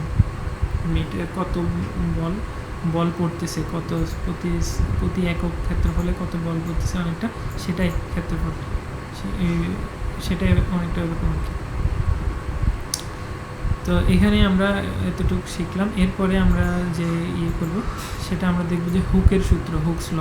হুকের যে সূত্র সেটা হচ্ছে ফিজিক্সে অন্যতম বৃহত্তম একটা গুরুত্বপূর্ণ সূত্র। এটা মানে এটার গুরুত্ব খুবই অপরিসীম। এটা নিউটনের যে ফিলোসফিয়া প্রিন্সিপিয়া ন্যাচারালিস, ম্যাথমেটিকা ন্যাচারালিস যে বইটা আছে সেই বইয়েরও আগে হুক আবিষ্কার করেছেন। এই হুকের সূত্রটা যে স্থিতিস্থাপক সীমার মধ্যে বস্তুর পীড়ন বিকৃতির সমানুপাতিক। স্থিতিস্থাপক সীমার মধ্যে বস্তুর উপর প্রযুক্ত পীড়ন তার বিকৃতির সমানুপাতিক। মানে যদি কোনো একটা বস্তুতে বিকৃতি ঘটে সেটা এর উপর প্রযুক্ত যে পীড়নের সমানুপাতিক হবে, অথবা উল্টাভাবে পীড়ন যেটা আসবে সেটা বিকৃতির সমানুপাতিক আর কি। তাহলে ব্যাপারটা কি দাঁড়াচ্ছে, ব্যাপারটা হচ্ছে পীড়ন ইকুয়াল টু ধ্রুবক ইন্টু বিকৃতি। এটা হচ্ছে আমাদের হুকের সূত্র। হুকের সূত্র কি বলছি, স্থিতিস্থাপক সীমার মধ্যে খুবই গুরুত্বপূর্ণ একটা সূত্র, বস্তুর উপর প্রযুক্ত পীড়ন তার বিকৃতির সমানুপাতিক। তাহলে পীড়ন ইকুয়াল টু একটা ধ্রুবক সমান ইন্টু হচ্ছে বিকৃতি। তাহলে পীড়ন বাই বিকৃতি হচ্ছে একটা ধ্রুবক সংখ্যা। আমাদের এই হিসাবে হচ্ছে কি পীড়ন বাই বিকৃতি একটা ধ্রুব সংখ্যা এখানে আছে। এখানে হুকস লর মূল কথাটাই হচ্ছে পীড়ন হচ্ছে বিকৃতির সমানুপাতিক। পীড়ন সমান হবে ধ্রুবক ইন্টু বিকৃতি। আর পীড়ন মানে উল্টাভাবে বললে, যদি এখান থেকে আমরা বিকৃতিটাকে নিচে নিয়ে আসলাম, তাহলে পীড়ন ডিভাইডেড বাই বিকৃতি ইকুয়াল টু একটা ধ্রুবক। এখন এই যে ধ্রুবকটা, সেটা হচ্ছে আমাদের ইঞ্জিনিয়ারিং ক্ষেত্রের জন্য এবং পদার্থবিজ্ঞানের পদার্থের শক্তির একটা মাত্রা হিসেবে ইউজ করা হয়। সেটা হচ্ছে স্থিতিস্থাপক গুণাঙ্ক বা স্থিতিস্থাপক মানাঙ্ক, elastic constant, modulus of elasticity. এই জিনিসটা হচ্ছে খুবই গুরুত্বপূর্ণ একটা টার্মিনোলজি। এটাই আসলে অনেক কিছু ডিপেন্ড করে দেয়, কোনো একটা বস্তু কোনো একটা কাজে ঠিক মতো ব্যবহার করা যাবে কিনা সেটা দেখার সময় প্রথমেই এই ইলাস্টিক মডুলাসটাই দেখা হয়, স্থিতিস্থাপক গুণাঙ্ক এই জিনিসটা দেখা হয়। আমি কোনো একটা বিল্ডিং বানাবো, সেখানে আমার কি শক্তির কংক্রিট লাগবে, কিংবা আমি একটা টায়ার বানাবো যেটা প্লেনের টায়ার হবে, সেখানে অনেক স্ট্রেস থাকবে, অনেক লোড থাকবে, সেটা কোনোভাবে ব্রাস্ট হতে পারবে না। সেক্ষেত্রে আমি কত স্ট্রেংথের বানাবো, সেইগুলো সবই হিসাব করতে এই স্থিতিস্থাপক গুণাঙ্কটা লাগে। তাহলে স্থিতিস্থাপক গুণাঙ্কটা কী হবে, বস্তুর স্থিতিস্থাপক সীমার মধ্যে পীড়ন বিকৃতির অনুপাতকেই হচ্ছে স্থিতিস্থাপক গুণাঙ্ক বলে। একক ক্ষেত্রফলের উপর যতগুণ বল প্রযুক্ত হবে ততগুণ বিকৃতি ততগুণ হবে। সেটা একটা বলতেছে যে যেহেতু একটা কনস্ট্যান্ট আছে, সেহেতু আমি পীড়ন যদি ডাবল করি বিকৃতিও ডাবল হবে। সমানুপাতিক সম্পর্ক, পীড়ন যত বাড়বে বিকৃতি তত বাড়বে, উল্টা বিকৃতি যদি বেশি হয় পীড়নও তত বেশি হবে। সমানুপাতিক সম্পর্ক এই জিনিসটা খুবই গুরুত্বপূর্ণ। এমসিকিউতে হয়তো আসতে পারে, কোনো একটা বস্তুর আমার পীড়ন ডাবল করে দেওয়া হলো, তাহলে বিকৃতি কী পরিমাণ বাড়বে। সেক্ষেত্রে আমরা সহজেই বলতে পারবো কী হবে, বিকৃতি পীড়ন যত গুণ বাড়বে বিকৃতি তত বাড়বে। বিকৃতি পীড়ন যদি ডাবল হয় বিকৃতি ডাবল হবে, সেম উল্টা ভাইস ভার্সা। এই যে আমরা এখন পীড়ন বিকৃতির যে সম্পর্ক যে চার্টটা সেটা দেখবো। এটা খুবই গুরুত্বপূর্ণ একটা চার্ট। এটা এই জিনিসটা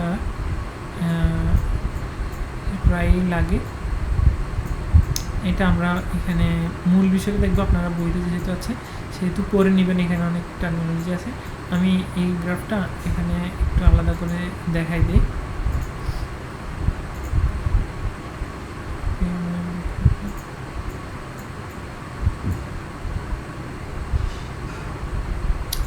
ঠিক এইরকম একটা গ্রাফ।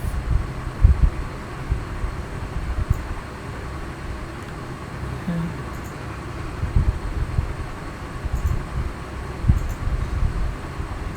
একদিকে থাকবে পীড়ন, অন্যদিকে থাকবে বিকৃতি।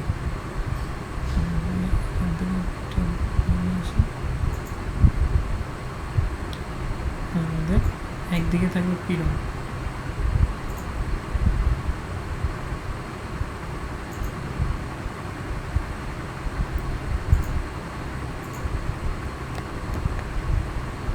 এইদিকে হচ্ছে আমাদের বিকৃতি, আর এইদিকে হবে আমাদের পীড়ন।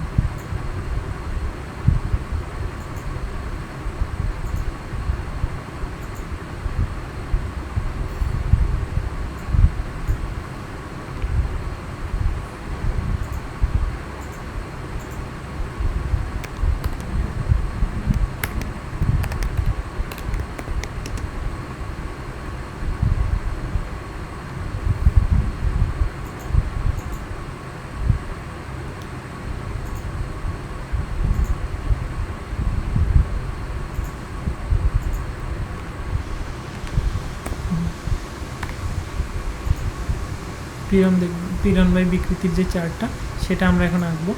আমরা প্রথমে শূন্য থেকে শুরু হবে। আমি এখানে এটা একটা আসলে স্ট্যান্ডার্ড টেস্টের মাধ্যমে করা হয়। ইঞ্জিনিয়ারিং যদি পড়েন সেখানে এই টেস্টটা দেখা হবে। এরকম একটা বস্তু থাকে সেই বস্তুটাতে এভাবে একটা সাপোর্ট দেওয়া হয়, এদিকে একটা হুক দিয়ে এখানে একটা লোড ঝুলিয়ে দেওয়া হয়, এইভাবে লোড না আসলে এভাবে একটা মেশিনের জ্যাক দিয়ে এটাকে টানা হয়, এদিক দিয়ে এভাবে টানতে হয়, টেনে এখানে এটার এ জানা আছে, এ জানা থাকে।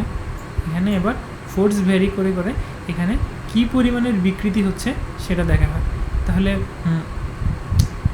যখন এফ দেওয়া হয় তখন এখানে এফ বাই এটা জানা থাকে, পীড়ন জানা থাকে, পীড়নের ভ্যালুটা জানা থাকে।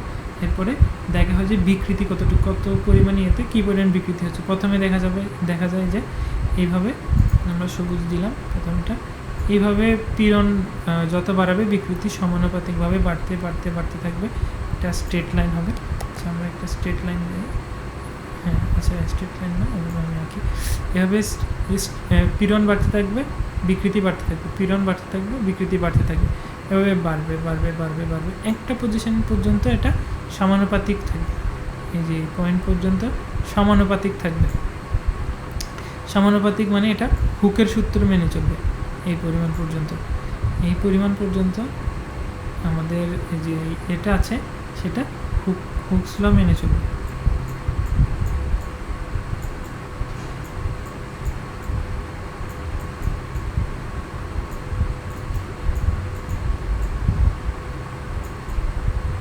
হুকস ল মেনে চলবে এই পর্যন্ত। কী হবে, আমরা পীড়ন বাড়তে থাকবো শূন্য থেকে, একদম প্রথম অবস্থা থেকে টানতে যখন দেখা যাবে তখন দেখা যাবে পীড়ন আর বিকৃতি সমানুপাতিক পরস্পরের। এর পরবর্তীতে হবে কি, এর পরবর্তীতে আমরা একটু ভিন্ন কালার নেব। পরবর্তী যেটা সেটা হবে আর সমানুপাতিক হবে না, অন্যরকম হবে, একটু এইভাবে ডিফ্লেক্ট করে যাবে, এইরকম একটা পজিশনে চলে আসবে। এই জায়গাটাতে পীড়নের সাথে সাথে বিকৃতি বাড়তে থাকবে, কিন্তু সেটা সমানুপাতিক না, সেটা একটু অন্যরকম নন লিনিয়ার সম্পর্ক, মানে সমানুপাতিক না, হুকের সূত্র মেনে চলবে না। মানে পীড়ন যেভাবে বেড়েছে, বিকৃতি যেভাবে বাড়ার কথা ছিল তার থেকে বেশি বেড়ে যাবে। ঠিক আছে, তাহলে পার্থক্য হয়ে গেল এই জায়গায়। এর পরবর্তীতে আমরা দেখব যে এর পরবর্তীতে যখন আমি আবার বিকৃতি এই পয়েন্টটা পার হওয়ার পরেই দেখা যাবে যে আগে যে পীড়নটা ছিল সেই পরিমাণ পীড়নও লাগতেছে না, তার থেকে কম পীড়ন দিলেই কম পীড়নেও এটা আসলে আর হয়ে যাচ্ছে, মানে আরও কমে যাচ্ছে, এর বিকৃতি বাড়তে একটা চলে আসবে। এরপরে এটা আবার এভাবে বাড়তে থাকবে, বেড়ে আবার এভাবে কমে একটা জায়গায় গিয়ে ছিঁড়ে যাবে।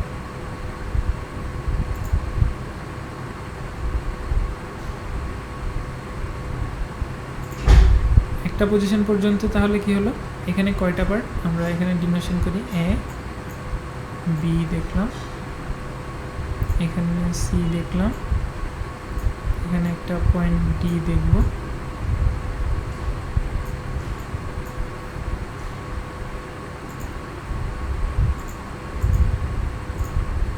ডি এর পরে এখানে একটা সর্বোচ্চ পয়েন্ট যে ই সেটা দেখব, তারপরে আরেকটা পয়েন্ট আমাদের এফ আছে সেটা দেখলাম। তাহলে এই 6টা পয়েন্ট দিয়েই এই গ্রাফটাকে করা যায়। তার মধ্যে এই যে অংশটা হচ্ছে আমাদের, আমরা এটাকে ভাগ করে নিলাম, এই অংশটা হচ্ছে হুকের সূত্র মেনে চলে, এই যে হুকস ল মেনে চলে এই অংশটা। আর এই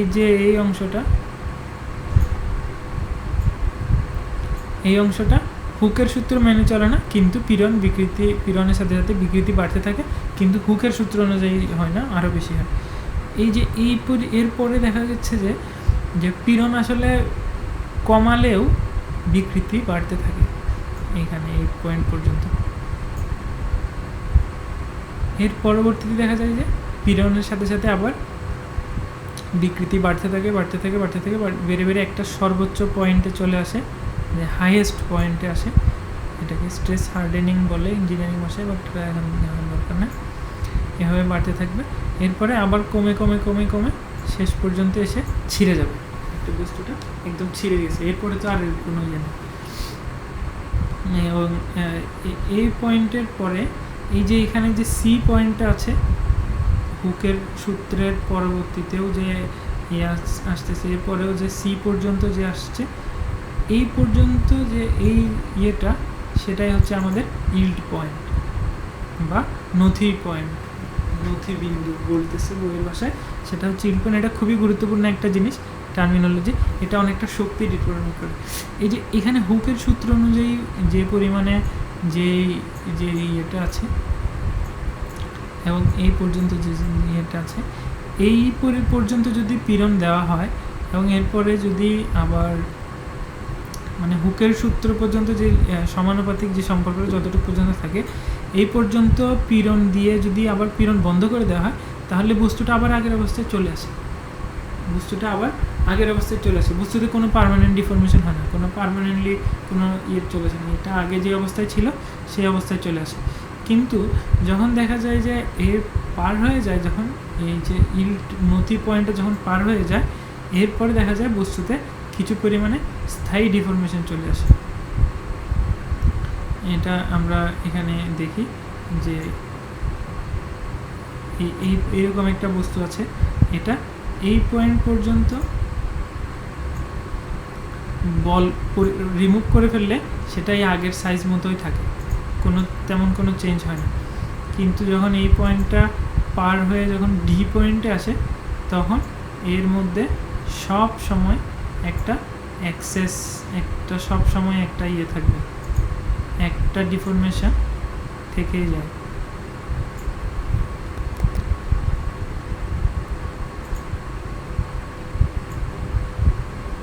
এই যে একটা ডিফরমেশন এখানে থেকেই যাবে। বল যদি রিমুভ করে নেওয়া হয় তাহলে এই আগের মতো থাকবে, আর এদিকে পরে গেলে তো আরও বেশি লম্বা হবে। সেম এখানে এই ডিফরমেশনটা আর কখনোই রিকভার করা যাবে, পার্মানেন্টলি চলে আসবে। এই যে এখানে যে গ্রাফটা দেখানো হয়েছে পীড়ন বা বিকৃতির যে চার্টটা, এটা একটা খুবই গুরুত্বপূর্ণ ইঞ্জিনিয়ারিং ম্যাটেরিয়াল। আসলে এখানে বইতে মনে হয় খুব একটা লেখা নাই। এটা হচ্ছে মাইল্ড স্টিল নামের একটা জিনিস আছে, মাইল্ড স্টিল। এটা হচ্ছে মাইল্ড স্টিলের স্ট্রেস স্ট্রেন কার্ভ।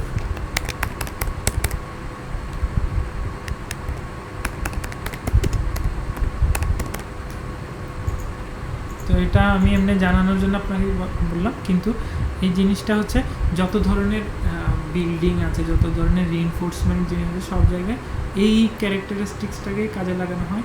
সেই জন্য একমাত্র স্টিলই বিভিন্ন কাজে, বিল্ডিংয়ের কাজে বলুন, বিভিন্ন ধরনের যেখানে আমাদের বেশি শক্তি দরকার হয় সেখানে স্টিল ব্যবহার করা হয়, কারণ এর গ্রাফটা এরকম।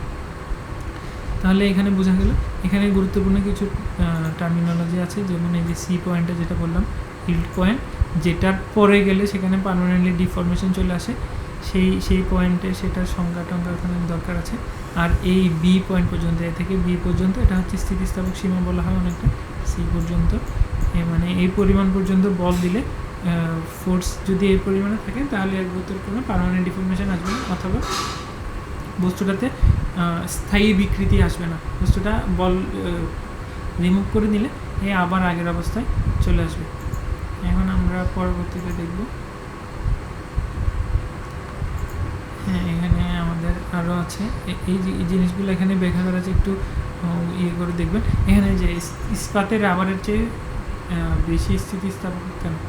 ইস্পাত রাবারের চেয়ে বেশি স্থিতিস্থাপক কেন? কারণ অবশ্যই রাবারকে আমি যদি চেঞ্জ করতে চাই কিংবা আকার চেঞ্জ করতে চাই তাহলে খুব একটা বেশি বলের প্রয়োজন হয় না, কিন্তু ইস্পাতে অনেক বেশি বলের প্রয়োজন হয়, সেই জন্য ইস্পাতের স্থিতিস্থাপকতা অনেক বেশি। এখানে একটা ছোটোখাটো ইয়ে আছে, সেটা আপনারা দেখে নেবেন। স্থিতিস্থাপক গুণাঙ্কটা আমরা এখানে যেটা দেখলাম সেটা হচ্ছে পীড়ন ডিভাইডেড বাই বিকৃতি। স্থিতিস্থাপক গুণাঙ্কটা হচ্ছে পীড়ন ডিভাইডেড বাই বিকৃতি। তাহলে রাশি কী হবে? পীড়নের স্থিতিস্থাপক গুণাঙ্কের যে মাত্রা কিংবা একক, সেটা কীভাবে হবে? উপরে পীড়ন, নিচে বিকৃতি। বিকৃতির কোনো একক নাই, তাহলে তার কোনো প্রভাব এখানে এই স্থিতিস্থাপক গুণাঙ্কের উপর পড়বে না। তাহলে স্থিতিস্থাপক গুণাঙ্কের একক হবে পীড়নের এককের সমান, নিউটন পার স্কোয়ার মিটার। আর এই স্থিতিস্থাপক গুণাঙ্কের মাত্রাও হবে পীড়নের মাত্রার সমান, কোনো পার্থক্য না। এখানে নিউটন পার স্কোয়ার মিটার অথবা নিউটন পার মিটার স্কোয়ার, এটাকে আবার পেস্কেলও বলা হয়, পেস্কেল বলা হয় আর কি, সুন্দর নাম করে পেস্কেল।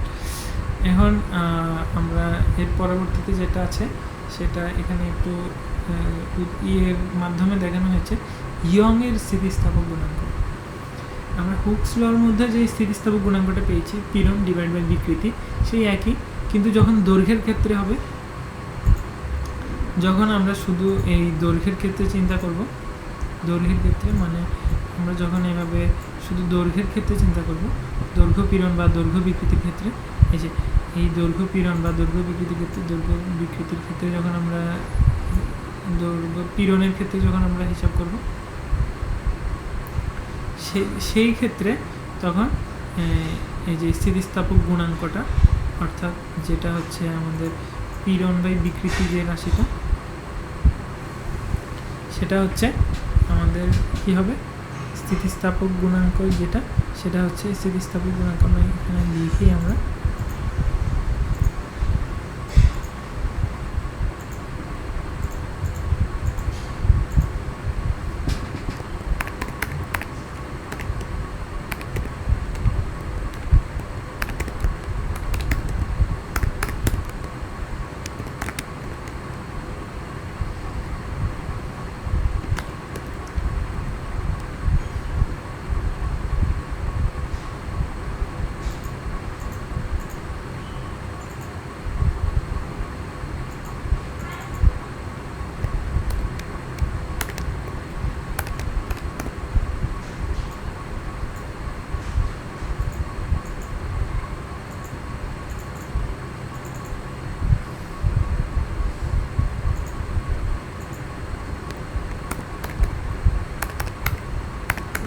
তাহলে স্থিতিস্থাপক গুণাঙ্কটা হচ্ছে পীড়ন ডিভাইডেড বাই বিকৃতি। আমরা এখানে একটা লাইন থেকে দিই, পীড়ন ওভার বিকৃতি। এটা যখন দৈর্ঘ্যের ক্ষেত্রে যখন হবে, দৈর্ঘ্য চেঞ্জের ক্ষেত্রে যখন আমরা এই দৈর্ঘ্য চেঞ্জের ক্ষেত্রে যখন আমরা হিসাব করব, তখন আমরা দেখব যে সেটাকে শুধুমাত্র দৈর্ঘ্যের ক্ষেত্রে, যেটা দৈর্ঘ্য চেঞ্জের ক্ষেত্রে, এখানে আমরা যদি ফোর্স থাকে, ফোর্স যদি থাকে, এই এরিয়াটা যদি এ হয়, হ্যাঁ, তাহলে পীড়ন হচ্ছে আমাদের যে স্ট্রেসটা, এটা হচ্ছে এফ ওভার এ, ঠিক আছে, সেটা হচ্ছে স্থিতিস্থাপক গুণাঙ্ক, সেটা হচ্ছে আমাদের পীড়ন। এখন ইয়ের ক্ষেত্রে, দৈর্ঘ্যের ক্ষেত্রে স্থিতিস্থাপক গুণাঙ্কটাকে আমাদের বলা হবে যে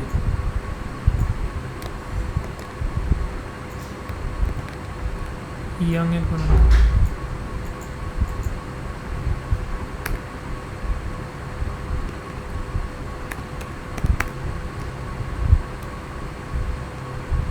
ইয়ং স্থিতিস্থাপক গুণাঙ্ক সেটা হচ্ছে পীড়ন বাই বিকৃতি, দৈর্ঘ্য, শুধু দৈর্ঘ্যের ক্ষেত্রে যেটা, সেটা।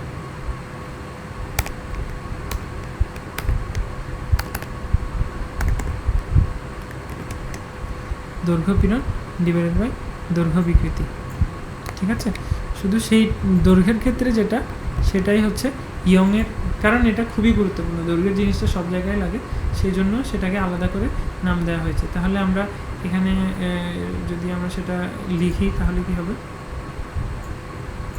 ইয়ংয়ের গুণাঙ্ক সাধারণত ওয়াই দিয়ে প্রকাশ করা হয়, তাহলে আমরা একটা ইয়েতে যাই আলাদা, সেক্ষেত্রে ওয়াই হচ্ছে ইয়ংয়ের গুণাঙ্ক, ওয়াই হচ্ছে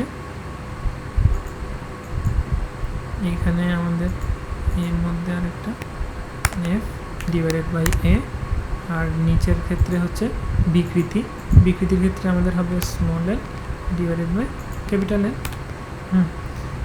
যেটা সমান সমান হচ্ছে, আবার আমরা যদি সেটাকে ইয়ে করে নিই, চেঞ্জ করে নিই, তাহলে এফ ইন্টু হবে কত, এটা উল্টে যাবে, পরে ক্যাপিটাল এল হবে, আর নিচে হবে এ ইন্টু স্মল এল। এটাই হচ্ছে আমাদের স্থিতিস্থাপক গুণাঙ্কের রাশিমালা। স্থিতিস্থাপক গুণাঙ্কটা এটা ম্যাথ করার সময় সব সময় লাগবে, সেটা আপনারা সব সময় মনে রাখবেন,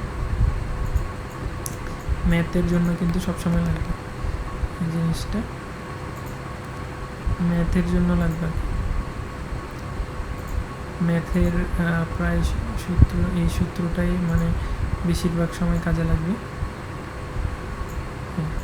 ইয়ংয়ের গুণাঙ্কের সাথে এই যে সম্পর্ক, এখানে এরিয়াটা হচ্ছে এই যে এখানকার যে ক্রস সেকশনাল যে এরিয়া সেটা, ফোর্স হচ্ছে যেটা ফোর্স, আর ক্যাপিটাল এল হচ্ছে টোটাল দৈর্ঘ্য, আর স্মল এলটা হচ্ছে যে পরিমাণ দৈর্ঘ্যটা পরিবর্তন হয়েছে একটা জিনিস, সেটা কিন্তু ফাইনাল দৈর্ঘ্য না, ফাইনাল দৈর্ঘ্য হচ্ছে ক্যাপিটাল এল প্লাস স্মল এল। হ্যাঁ, তাহলে ইয়াংয়ের গুণাঙ্কটা আমরা এইভাবে ইয়ে করলাম, এই জিনিসটা লাগবে খুবই ভালো করে। পরবর্তীতে আমাদের কী আছে দেখি, পরবর্তীতে আমাদের আছে হচ্ছে যে কিছু অঙ্ক আছে, অঙ্কগুলো আমরা পরে দেখে নেব। এখন এখানে একটা কাজের একটা ইয়ে আছে, মানে স্থিতিস্থাপক এই ইয়ংয়ের গুণাঙ্ক এত বলতে বুঝেছে, এখানে একটা বোঝানো হচ্ছে যে স্থিতিস্থাপক গুণাঙ্ক 2 × 10⁻11 নিউটন পার স্কোয়ার মিটার বলতে কি বোঝায়, সেটা বলছে হচ্ছে 1 মিটার স্কোয়ার ক্ষেত্রফল বিশিষ্ট কোনো ইস্পাতের তারের স্থিতিস্থাপক সীমার দৈর্ঘ্য বরাবর এই এত পরিমাণ বল প্রয়োগ করলে তারের বৃদ্ধি তার আদি দৈর্ঘ্যের সমান হবে, মানে তারটা তার দৈর্ঘ্যে ডাবল হয়ে যাবে, যে পরিমাণ দৈর্ঘ্য ছিল সেই পরিমাণ বৃদ্ধি করতে স্থিতিস্থাপক গুণাঙ্কের সমপরিমাণ বল দিতে হবে। যে বস্তু যত বেশি শক্তি হবে তার ইয়ংয়ের গুণাঙ্ক তত বেশি শক্তিশালী হবে। কেন? কারণ ইয়ংয়ের গুণাঙ্কটা হচ্ছে বস্তুটার সাইজ ডাবল করতে যে পরিমাণ ফোর্সের প্রয়োজন হয়, অর্থাৎ পীড়নের প্রয়োজন হয়, ফোর্সও না পীড়নের প্রয়োজন হয়।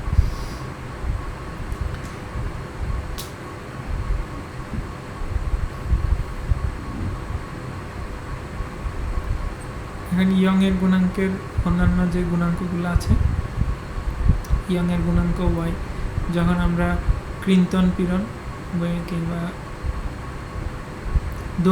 দৈর্ঘ্যের ক্ষেত্রে যেটা, দৈর্ঘ্য পীড়নের ক্ষেত্রে যেটা, সেটাকে আমরা বলেছি যে ইয়ংয়ের গুণাঙ্ক। সিমিলারলি আমরা যখন ইয়েরটা করব, দৈর্ঘ্যের পরিবর্তে আমরা যখন ইয়েতে যাব, ক্রিন্তনে যখন যাব, ক্রিন্তন, তখন ক্রিন্তন বিকৃতির যেটা আছে সেটা এখানে দেওয়া আছে। সিমিলারলি দেখেন এই যে ক্রিন্তন বিকৃতির বা কাঠিন্যের গুণাঙ্ক বলছে, সেটা হচ্ছে ক্রিন্তন পীড়ন ডিভাইড বাই ক্রিন্তন বিকৃতি, যে সেটা আমরা আগে ইয়ে করেছি যে ক্রিন্তন পীড়ন তো সেমই F/A, আর যখন যে থিটাটা সেটা হচ্ছে থিটা সমান আমরা আবার ধরে নিয়েছি D divided by small D divide by capital D, সেটাই হবে সিমিলার একদম একই। এটাকে এন দিয়ে বোঝাচ্ছে, আমরা সেটা একটু যদি দেখি, আমরা মুভ অন করি, এটা নিয়ে টাইম নষ্ট করার কোনো দরকার নেই। সেম আয়তন গুণাঙ্ক থাকবে, যে আয়তন পীড়ন ডিভাইড বাই আয়তন বিকৃতি। আয়তন পীড়ন কত? F/A, যে প্রেশারটা ছিল F/A সেটাই, আর বিকৃতি হবে যে পরিবর্তন ডিভাইড বাই আগের আয়তন। সেম আয়তন যে গুণাঙ্ক সেটাকে কে দিয়ে ইয়ে করতেছে, এটাকে বাল্ক মডুলাস বলা হয়। আয়তনের ক্ষেত্রে এটা প্রযোজ্য। আয়তন চেঞ্জ করতে হলে কিন্তু সব দিক থেকে ফোর্স আসতে হবে, সব দিক থেকে স্ট্রেস আসতে হবে। দৈর্ঘ্যের ক্ষেত্রে শুধু একদিকে, ক্রিন্তনের ক্ষেত্রেও কিন্তু একদিকে। আয়তনের ক্ষেত্রে পুরো সব দিক থেকে চাপ আসতে হবে। অনেকটা পানিতে ডুবিয়ে দিলে যে অবস্থাটা হয় সেটা, পানিতে তো চারিদিক থেকে বল আসে, সেজন্য। এখানে সংনম্যতা নামে একটা টার্মিনোলজি আছে, কম্প্রেসিবিলিটি, সেটা হচ্ছে যে আয়তন গুণাঙ্ক আছে এটা বিপরীত রাশি 1 ডিভাইডেড বাই আয়তন গুণাঙ্ক। এখানে যে কে এর উল্টাটা যদি আমরা লিখে দিই তাহলেই হচ্ছে এটা আয়তন রাশির বিপরীত, সব সেম, সবই আগের মতোই। এখানে কিছু বস্তুর ইয়ে দেখানো হয়েছে, স্থিতিস্থাপক গুণাঙ্ক, অনেক বস্তু আয়তন গুণাঙ্ক কখনো কখনো অসংনম্যতা বলা হয়, এগুলো আপনারা পড়ে নেবেন। এখানে কিছু বস্তুর স্থিতিস্থাপক গুণাঙ্ক দেওয়া আছে, সবগুলাই দেওয়া আছে, এটা এমনি দেখার জন্য দেওয়া হয়েছে, খুব একটা কোনো গুরুত্বপূর্ণ না, এটা সবসময় ম্যাথ করার সময় এটা দিয়ে দেওয়া থাকবে ভ্যালুটা। যদি মনে রাখতে হয় তাহলে স্পাতেরটা হয়তো মনে রাখা যায়, বাট এগুলো সবসময় ম্যাথ করলে ম্যাথের সাথে ভ্যালুটা দিয়ে দেওয়া হবে। এই কিন্তু চিনতে হবে কোনটা কি। যদি ওয়াই দিয়ে দেয় তাহলে ইয়ংয়ের গুণাঙ্ক থাকবে, অথবা ওয়াই দিয়ে বলে দেওয়া হবে স্থিতিস্থাপক গুণাঙ্ক বলে দেওয়া থাকবে, ওটাই। আর যদি কখনো টাইমে যদি স্থিতিস্থাপক গুণাঙ্ক বলে দেওয়া হয় কিন্তু সেটা কি দৈর্ঘ্য কিংবা বাল্ক মডুলাস কিংবা আয়তন কিংবা কাঠিন্যের গুণাঙ্ক বলে দেওয়া না থাকলে ম্যাথে যে ভ্যালুটা দরকার সেটা ব্যবহার করবে। যদি দেখা গেল যে দৈর্ঘ্যের চেঞ্জ হচ্ছে, সেখানে স্থিতিস্থাপক গুণাঙ্ক বলা আছে, তাহলে দৈর্ঘ্যটা বলে দেওয়া হবে। এখানে একটা থেকে অন্যটা বের করার পথ আছে, কিন্তু সেটা আপনাদের এখানে দেখায় না যেহেতু সেহেতুগুলো নিয়ে টেনশন করার কোনো দরকার নেই। এই ইয়েগুলোর ভেতরে সম্পর্ক আছে, ইয়ংয়ের গুণাঙ্কের সাথে কাঠিন্যের গুণাঙ্কের, আয়তন গুণাঙ্কের সম্পর্ক আছে, কিন্তু সেটা এখানে তো আমি বইতে দেখতেছি না, তো সেটা দরকার নাই। বইতে মনে হয় মোটামুটি যেহেতু নাই, সেহেতু মনে হয় এটা দিয়ে দেওয়া থাকবে, ভ্যালুগুলো এক্স্যাক্টলি যেভাবে দরকার সেভাবেই দিয়ে দেওয়া থাকবে। এখন আমরা স্থিতিস্থাপক বিভব শক্তি দেখব। মানে স্থিতিস্থাপক বিভব শক্তি বলতে কোনটা বোঝাচ্ছে, যে আমি একটা বস্তুকে বল প্রয়োগ করলাম, বল প্রয়োগের ফলে সেটার আকার আয়তন চেঞ্জ হলো। আকার আয়তন চেঞ্জ হওয়ার ফলে আমি যে একটাকে বস্তুতে কাজ করলাম, সেই কাজটা আমাকে কোনো না কোনোভাবে ফেরত পেতে হবে না। সেই ফেরত পাওয়াটাই হচ্ছে যখন আমরা আকার যখন কিংবা চেঞ্জ হয়ে গেল, কিংবা দৈর্ঘ্য ছোট হয়ে গেল, কিংবা বড় হয়ে গেল, যখন বড় হওয়া অবস্থায় আমি পরিবর্তিত অবস্থায় সেখানে যে শক্তিটা আমরা দিলাম, যে কাজটা করলাম, সেটাই স্থিতিশক্তি হিসেবে থেকে যাবে। আমরা যখন বলটা অপসারণ করে দেবো, সেই স্থিতিশক্তি বস্তুটাকে আগের অবস্থায় নিয়ে যাবে। সেটার ক্যালকুলেশন করার একটা ডেরিভেশন এখানে আছে, এটা দিয়েই আজকে আমাদের লেকচারটা শেষ হবে। সেটা আমরা এখন ডেরিভেশনটা আমরা দেখব। আমরা এখানে এই ম্যাথের যে ইয়েটা আছে সেখানেই দেখব। আমরা প্রথমে যে অ্যাজাম্পশনটা সেটা আমরা একটু শিখে নিই। সেটা হচ্ছে এখানে বলতেছি যে এল দৈর্ঘ্যের একটা তার দেওয়া আছে, এর ইয়াংয়ের গুণাঙ্ক ওয়াই, তারটির এক প্রান্ত দিয়ে একটা ওয়েট ঝোলানো আছে, একটা বল দেওয়া আছে, যে বলটা তারকে টেনে তার দৈর্ঘ্য চেঞ্জ করে দিয়েছে, হ্যাঁ ডাব্লিউ ঝোলা হয়েছে, পড়লে এর দৈর্ঘ্য এল পরিমাণ বৃদ্ধি পেয়েছে। এখন আমরা এই এলটাকে আমরা এখানে দেখি, যে ইয়েটা বলতেছে, যে সেট আপটা বলতেছে, সেটা হচ্ছে অনেকটা এরকম, যে আমরা একটা ইয়ে তার রাখলাম এখানে, এই তারটাকে আমরা পরবর্তীতে আরেকটা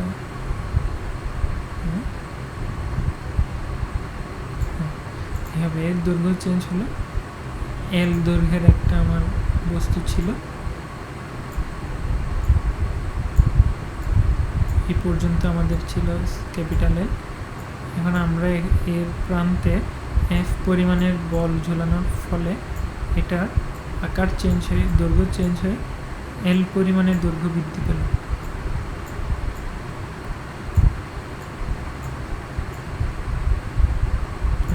স্মল এল পরিমাণের দৈর্ঘ্য বৃদ্ধি পেল। এখন আমরা হিসাব করার জন্য এখানে আমরা হিসাব করব যে এখানে অনেক ছোট ছোট অসংখ্য এল আছে। ডিফারেন্সিয়েশন করার জন্য আমরা ধরে নেব যে এখানে অনেকগুলা ডিএল সাইজের চেঞ্জ হয়েছে।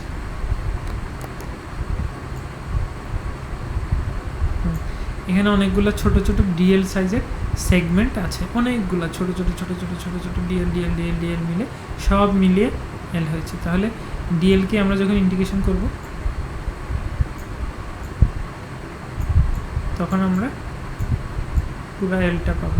এরকম অসংখ্য ডিএল আছে, যে ডিএলটাকে আমরা যদি ইন্টিগ্রেট করি সবগুলো ডিএলকে সমষ্টি হচ্ছে আমার এল। আর এমনি ছোটো ছোটো আমরা হিসাবের সুবিধার জন্য ম্যাথমেটিক্স করার জন্য ডিএল যে ছোটো ছোটো ফ্র্যাগমেন্টে ভাগ করে নিলাম। এরকম কাজ জিনিসটা আপনারা অনেক করেছেন, যেহেতু এতটুকু আসছি। এখন আমরা কি করব, যে এখানে যেটা দেখব, এই যে এখন আমরা ডেরিভেশন করব। এই যে অসংখ্য ক্ষুদ্র এল সমষ্টি, হ্যাঁ বৃদ্ধি করতে এই যে ডিএল পরিমাণ দৈর্ঘ্য বৃদ্ধি করতে খুবই ছোট পরিমাণের, খুবই অল্প পরিমাণের যদি আমরা করি দৈর্ঘ্য বৃদ্ধি করতে, যে এল পরিমাণের, এই যে খুবই স্মল পরিমাণ ডিএল পরিমাণের যদি দৈর্ঘ্য চেঞ্জ করি, ডিএল পরিমাণ দৈর্ঘ্য চেঞ্জ করতে আমাকে ডিডাব্লিউ পরিমাণ কাজ করতে হয়েছে নিশ্চয়ই।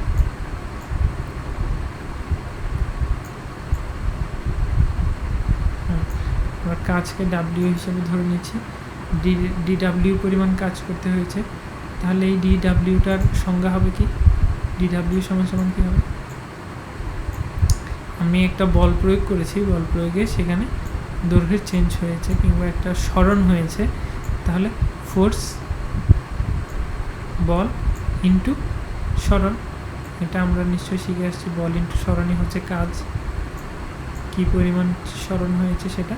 তাহলে ডিডাব্লিউটা হচ্ছে এফ ইন্টু ডিএল। এবার ডিডাব্লিউ সমান হচ্ছে এফ ইন্টু ডিএল, কারণ খুব ছোট পরিমাণের কাজ হয়েছে।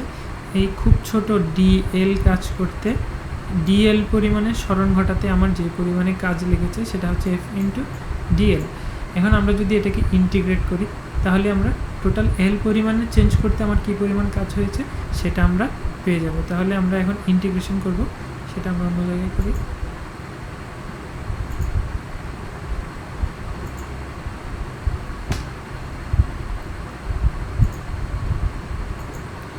ইন্টিগ্রেশন অফ ডিডাব্লিউ সমান সমান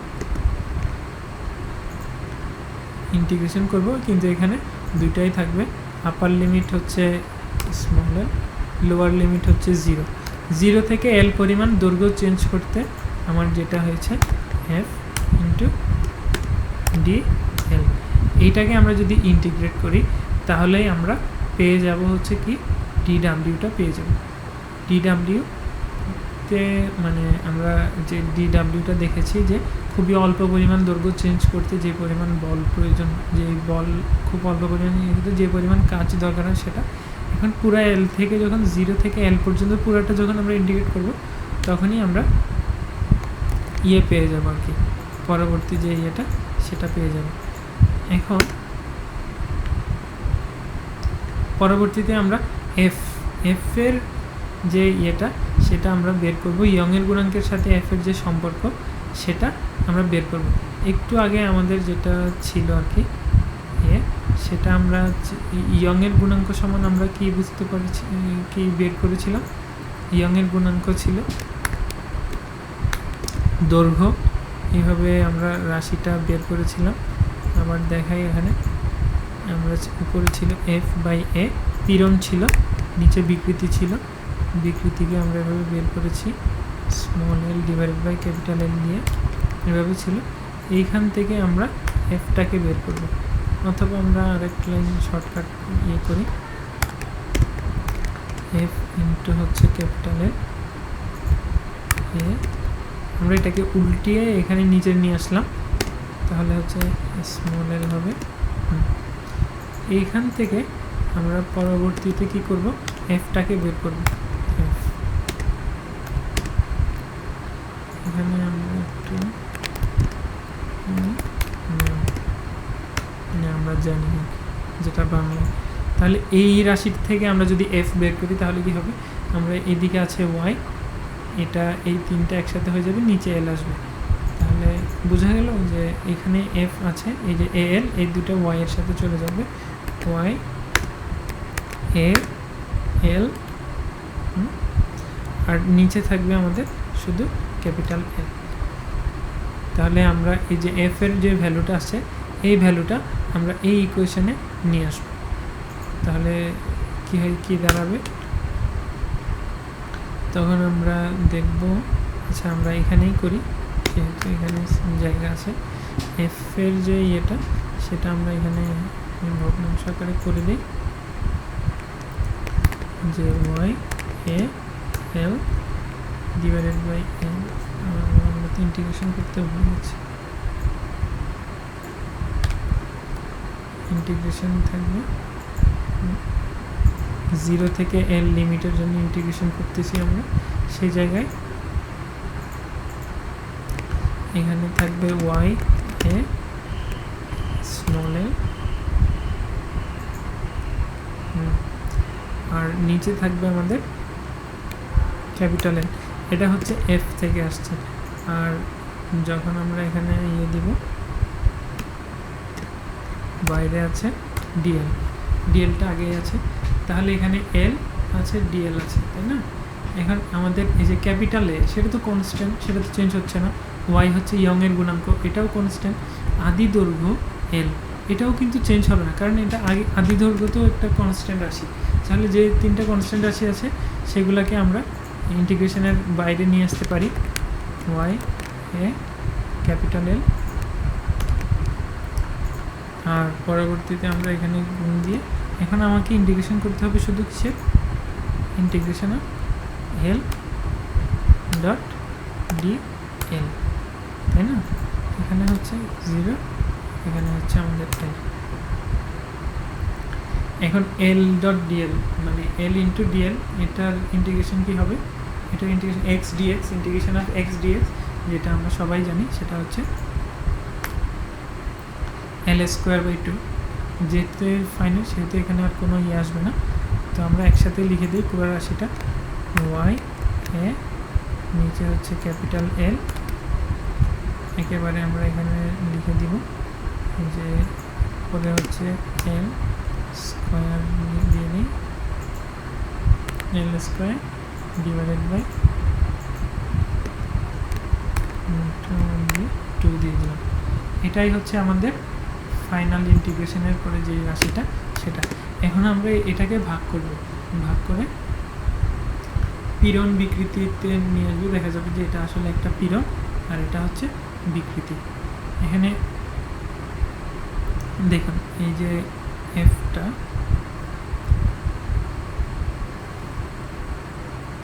এখানে আমরা একটু সেগ্রিগেটেড করে ফেলবো আর কি, যে টোটাল যে ইয়ে করবো সেটা আলাদা আলাদা করে পীড়ন বিকৃতির ইয়ে করে ফেলবো। যে এখানে আছে, বইতে আছে, আমরা এই যে ইন্টিগ্রেশন পর্যন্ত নিয়ে আসছি, এই যে ওয়াই এ,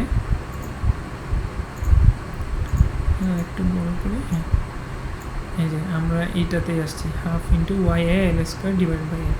এরপরে আমরা এটাকে আলাদা আলাদা করে ফেলবো, আলাদা আলাদা করে ফেললেই আমরা এখানে কাজটাকে মানে পুরোটা ইয়ে করে ফেলতে পারবো। এখানে আলাদা করে দেওয়া হয়েছে Y L, Y small L নেওয়া হয়েছে, যেটা আমাদের একটা হচ্ছে ফোর্সকে ইয়ে করবে, মানে পীড়ন হয়ে যাবে, আরেকটা হচ্ছে যে দৈর্ঘ্য বৃদ্ধি, সেটা। এটাকে আমরা ইয়ে করে শেষ পর্যন্ত দৈর্ঘ্য পীড়ন দৈর্ঘ্য বিকৃতি পাই আর কি, শেষ পর্যন্ত পুরো রাশিটাকে আমরা ইয়ে করব। এখানে এই কাজ স্থিতিশক্তির উপর থাকবে। এখন একক আয়তনে যখন নিয়ে যাবে, সেটা হচ্ছে ডাব্লিউ ডিভাইডেড বাই এ, যখন আমরা করব তখন আমরা ইয়ে পেয়ে যাব, এই যে ইয়েটা আছে দৈর্ঘ্য পীড়ন ইন্টু দৈর্ঘ্য বিকৃতি, মানে একক আয়তনে সঞ্চিত স্থিতিশক্তি যখন আমরা হিসাব করব তখন দেখা যাবে যে সেটা দৈর্ঘ্য পীড়ন দৈর্ঘ্য বিকৃতিকে হাফ, হাফ ইন্টু দৈর্ঘ্য পীড়ন ইন্টু দৈর্ঘ্য বিকৃতি। এই জিনিসটাই হচ্ছে খুবই গুরুত্বপূর্ণ একটা রাশি, যে একক আয়তনে সঞ্চিত শক্তি হচ্ছে হাফ ইন্টু দৈর্ঘ্য পীড়ন ইন্টু দৈর্ঘ্য বিকৃতি। এখানে আমরা সেগ্রিগেশনটা করে দেখালাম না, কারণ আগে সেগ্রিগেশনটা হচ্ছে যে এখানে যে Y A small L divided by L আছে, হ্যাঁ, সেটা সেগ্রিগেশনটা হচ্ছে দেখা দিই। এখানে আমাদের একটা হাফ থাকলো প্রথমে, হাফ ইন্টু এই যে ওয়াই এ একটা স্মল এল নিলে ডিভাইডেড বাই এল, আচ্ছা এটা দেখায় আরেক line, Y A small L divided by এল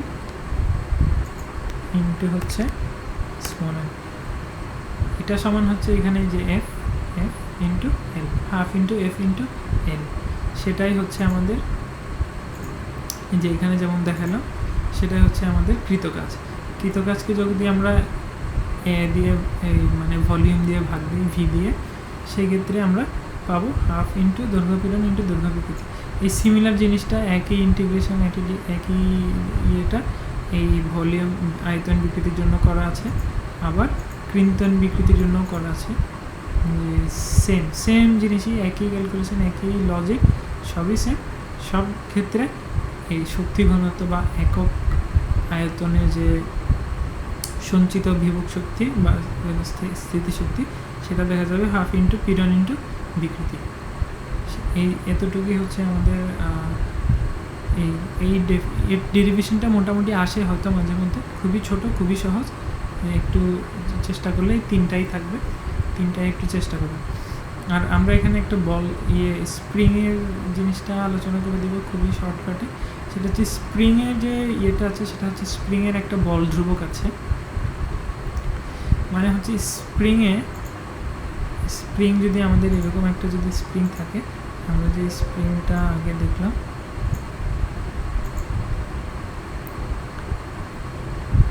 আচ্ছা আমরা নতুন করে আঁকি, সেটা হচ্ছে এরকম যদি একটা স্প্রিং থাকে, স্প্রিংটাও হচ্ছে ওই যে আমরা যেমন আগে যখন বলেছিলাম স্থিতিস্থাপক বস্তু হচ্ছে স্প্রিংয়ের মতো, ঠিক তেমনি স্প্রিংয়ের মধ্যেও স্থিতিস্থাপক ধর্মের সাথে মিল আছে। কেমন মিল থাকবে? সেম স্থিতিস্থাপক বস্তু যেমন হুকের সূত্র মেনে চলে, ঠিক তেমনি স্প্রিংও কিন্তু হুকের সূত্র মেনে চলে। হুকের সূত্র কি বলতেছে? পীড়ন বিকৃতির সমানুপাতিক। এখন এটার ক্ষেত্রেও সেম। এখন আমি এখানে একটা এল দৈর্ঘ্যের হচ্ছে আমাদের এই ইয়ে আছে, স্প্রিং আছে, যেটার যদি আমাদের এক্স পরিমাণের যদি এটা ইয়ে চেঞ্জ হয়ে যায়, অথবা স্মল এল পরিমাণের যদি আমাদের এটা দৈর্ঘ্য চেঞ্জ হয়, আমরা এক্সই ধরলাম যেহেতু বইয়ে এক্স আছে, সেই ক্ষেত্রে আমাদের হুকের যে সূত্র আছে, হুকের সূত্র মতে এখানে যে ফোর্সটা থাকবে, যে ফোর্সটা এফ, যেই এফের কারণে এখানে চেঞ্জ হলো, সেই এফটা আসলে হুকের একটা স্প্রিংয়ের যে সূত্র আছে সেই সূত্র মতে হচ্ছে এফটা হবে আসলে নেগেটিভ এক্স অথবা এক্সের সমানুপাতিক। এফ হবে এক্সের সমানুপাতিক। এফ আমরা প্রপোর্শনাল দিই এক্স, অথবা F equal to K x. এখন এখানে এই যে এই কেটা আছে, এটাই হচ্ছে বল ধ্রুবক। এই রাশিটার নামই হচ্ছে স্প্রিংয়ের বল ধ্রুবক। প্রত্যেকটা স্প্রিংয়ের একটা বল ধ্রুবক আছে। স্থিতিস্থাপক বস্তু যেমন একটা ইয়ংয়ের গুণাঙ্ক আছে, বাল্ক মডুলাস আছে, কিংবা কাঠিন্যের গুণাঙ্ক আছে, ঠিক তেমনই প্রত্যেকটা স্প্রিংয়ের একটা বল ধ্রুবক আছে। এই বল ধ্রুবকটা ডিটারমাইন করে একটা স্প্রিং কত শক্তিশালী। যদি বল ধ্রুবক বেশি হয় তাহলে এর এক্স পরিমাণ চেঞ্জ করতে অনেক বেশি শক্তি লাগবে, যদি কম লাগে, যদি বল ধ্রুবক কম থাকে তাহলে অনেক কম লাগবে। সেটাই হচ্ছে স্প্রিংয়ের বল ধ্রুবক। স্প্রিংয়ের বল ধ্রুবক হচ্ছে এখানে এই সংজ্ঞাটা দেওয়াই আছে, আমরা দেখি সংজ্ঞাটা একটু। এই স্প্রিংয়ের বল ধ্রুবক, স্প্রিংয়ে একক দৈর্ঘ্য বৃদ্ধির জন্য প্রযুক্ত বলকে স্প্রিংটির বল ধ্রুবক বলে। একক দৈর্ঘ্যের জন্য প্রযুক্ত বল, স্প্রিংয়ের একক দৈর্ঘ্য বৃদ্ধির জন্য প্রযুক্ত বল। সেম আগের মধ্যে বল ধ্রুবকের একক হচ্ছে নিউটন পার মিটার, কারণ 1 মিটার চেঞ্জ করতে কী পরিমাণ বল লাগে সেটাই বোঝায় বল ধ্রুবক দিয়ে আসলে মেইনলি। এটার এখানে মাত্রা আছে সেম। দেখবেন এখানে আমরা স্প্রিংয়ের সমবায় দেখব। স্প্রিংয়ের সমবায় বলতে কী বোঝাচ্ছে? সমবায় বলতে মানে কম্বিনেশান, কয়েকটা স্প্রিং যদি আমি জোড়া লাগাই তখন ওগুলো কীভাবে বিহেভ করবে, মানে ওগুলো আমি কীভাবে বুঝবো যে আমি দুটা একই স্প্রিং লাগালাম, জোড়া লাগালাম, তাহলে সেটা কিভাবে বিহেভ করবে। তখন এক্ষেত্রে আমরা এখানে আঁকি, এরকম একটা স্প্রিং আছে, এই স্প্রিংয়ে বল ধ্রুবক ধরলাম আমরা কে,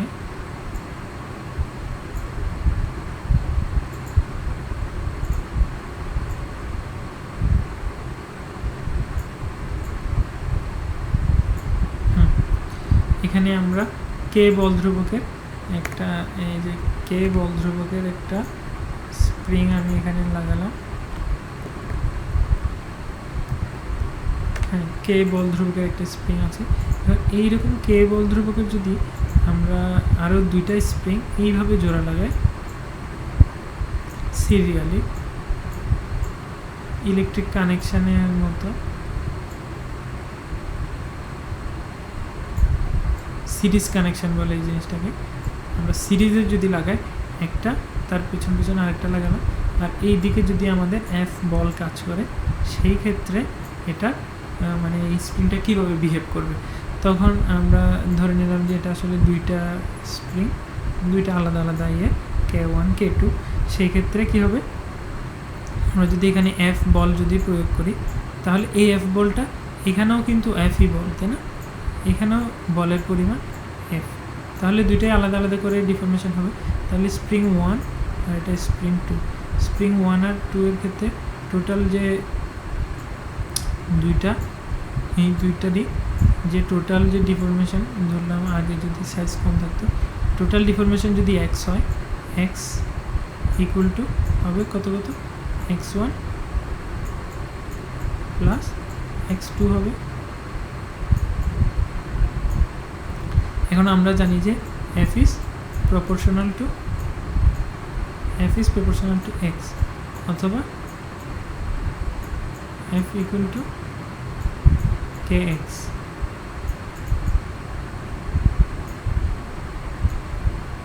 তাই না, তাহলে f1 equal to k1x, তাহলে x1 equal to কত হবে,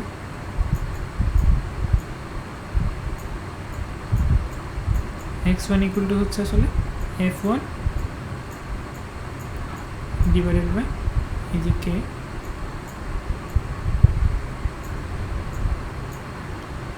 k1, কারণ প্রত্যেকটা স্প্রিংয়েরই তো k এর ভ্যালু আলাদা।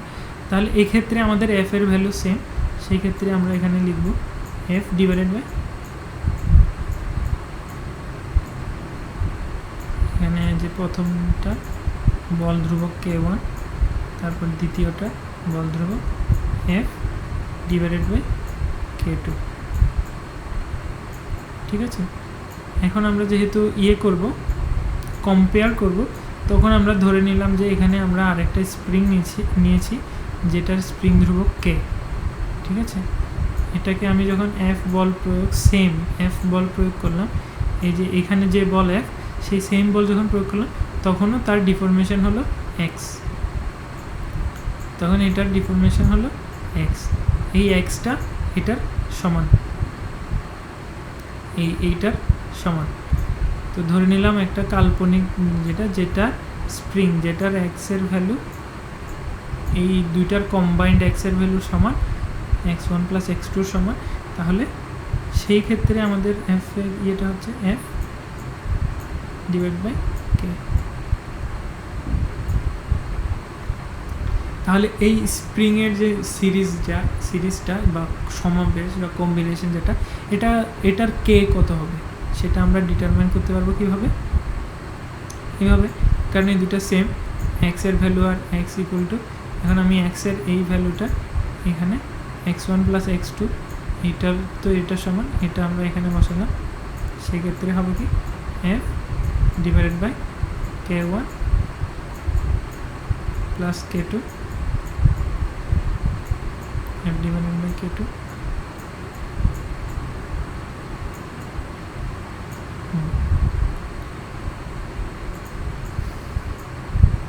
তাহলে x ইকুয়াল টু কত হবে, সরি, তাহলে এই তুল্য কে মানে যেই টোটাল ইয়েটা, যেই স্প্রিং, এই দুইটা স্প্রিংকেই যেই স্প্রিং দিয়ে রিপ্লেস করা যাবে, সেটার কে হবে 1/k ইকুয়াল টু 1/k1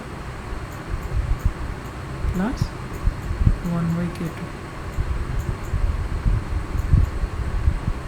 ওকে, এইটাই হচ্ছে কে এর মান বের করার সূত্র যদি সিরিজে থাকে।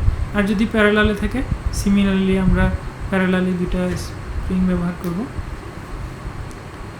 সেই ক্ষেত্রে যে এরকম একটা তুল্য স্প্রিং থাকবে, আর দুইটা স্প্রিংকে আমরা এইভাবে কাছাকাছি দিব, কাছাকাছি দিয়ে সেটাকে আমরা এরকম একটু উপর দিয়ে ধরে রাখা হয়েছে, নিচে আমরা একইভাবে এই যে ফোর্স F দিলাম, সেই ক্ষেত্রে চেঞ্জটা কি হবে সেটা আমরা দেখব। সেটা হচ্ছে এই যে এফ, সেই ক্ষেত্রে দুইটাতেই সেম পরিমাণের চেঞ্জ হবে। সেই ক্ষেত্রে আমাদের এক্স ইকুয়াল টু হবে এক্সের সেমই, দুইটাতে যে পরিমাণ চেঞ্জ আসবে সেটাই আসবে। তাহলে আমরা সেই ক্ষেত্রে ধরে নিব যে F equal to K X কে1 এক্স প্লাস কে2 এক্স। সেই ক্ষেত্রে এই ক্ষেত্রে আর আমাদের এক্স সমান না, এই ক্ষেত্রে আমাদের বলটা সমান, মানে যে ফোর্সটা সেই ফোর্সটাই আমাদের এখানে যদি একটা তুল্য নেই তাহলে F equal to K X হবে আর কি, equal to F equal to K X equal to কে1 এক্স। কারণ এই দুইটাতেই সেম পরিমাণের চেঞ্জ হবে, এখানে আর আগের মতো কে1 কে2 আসবে না, প্লাস কে2 এক্স। তাহলে তুল্য বল ধ্রুবক কে হবে কত, কে1 প্লাস কে2। এই যে এই কে1 প্লাস কে2 এই মানের একটা স্প্রিং দিয়ে যদি আমি এই দুইটাকে রিপ্লেস করি তাহলে আমাদের সেটাতে এই সেম এক্স পরিমাণের এফ দিলে এক্স পরিমাণের ডিফরমেশন আসবে। এটাই হচ্ছে আমাদের এই লেকচারের আজকে পর্যন্ত। পরবর্তীতে লেকচারে আমরা প্রবাহী পদার্থ নিয়ে পড়াশোনা করব। Thank you. কোনো কোশ্চেন থাকলে বলতে পারেন।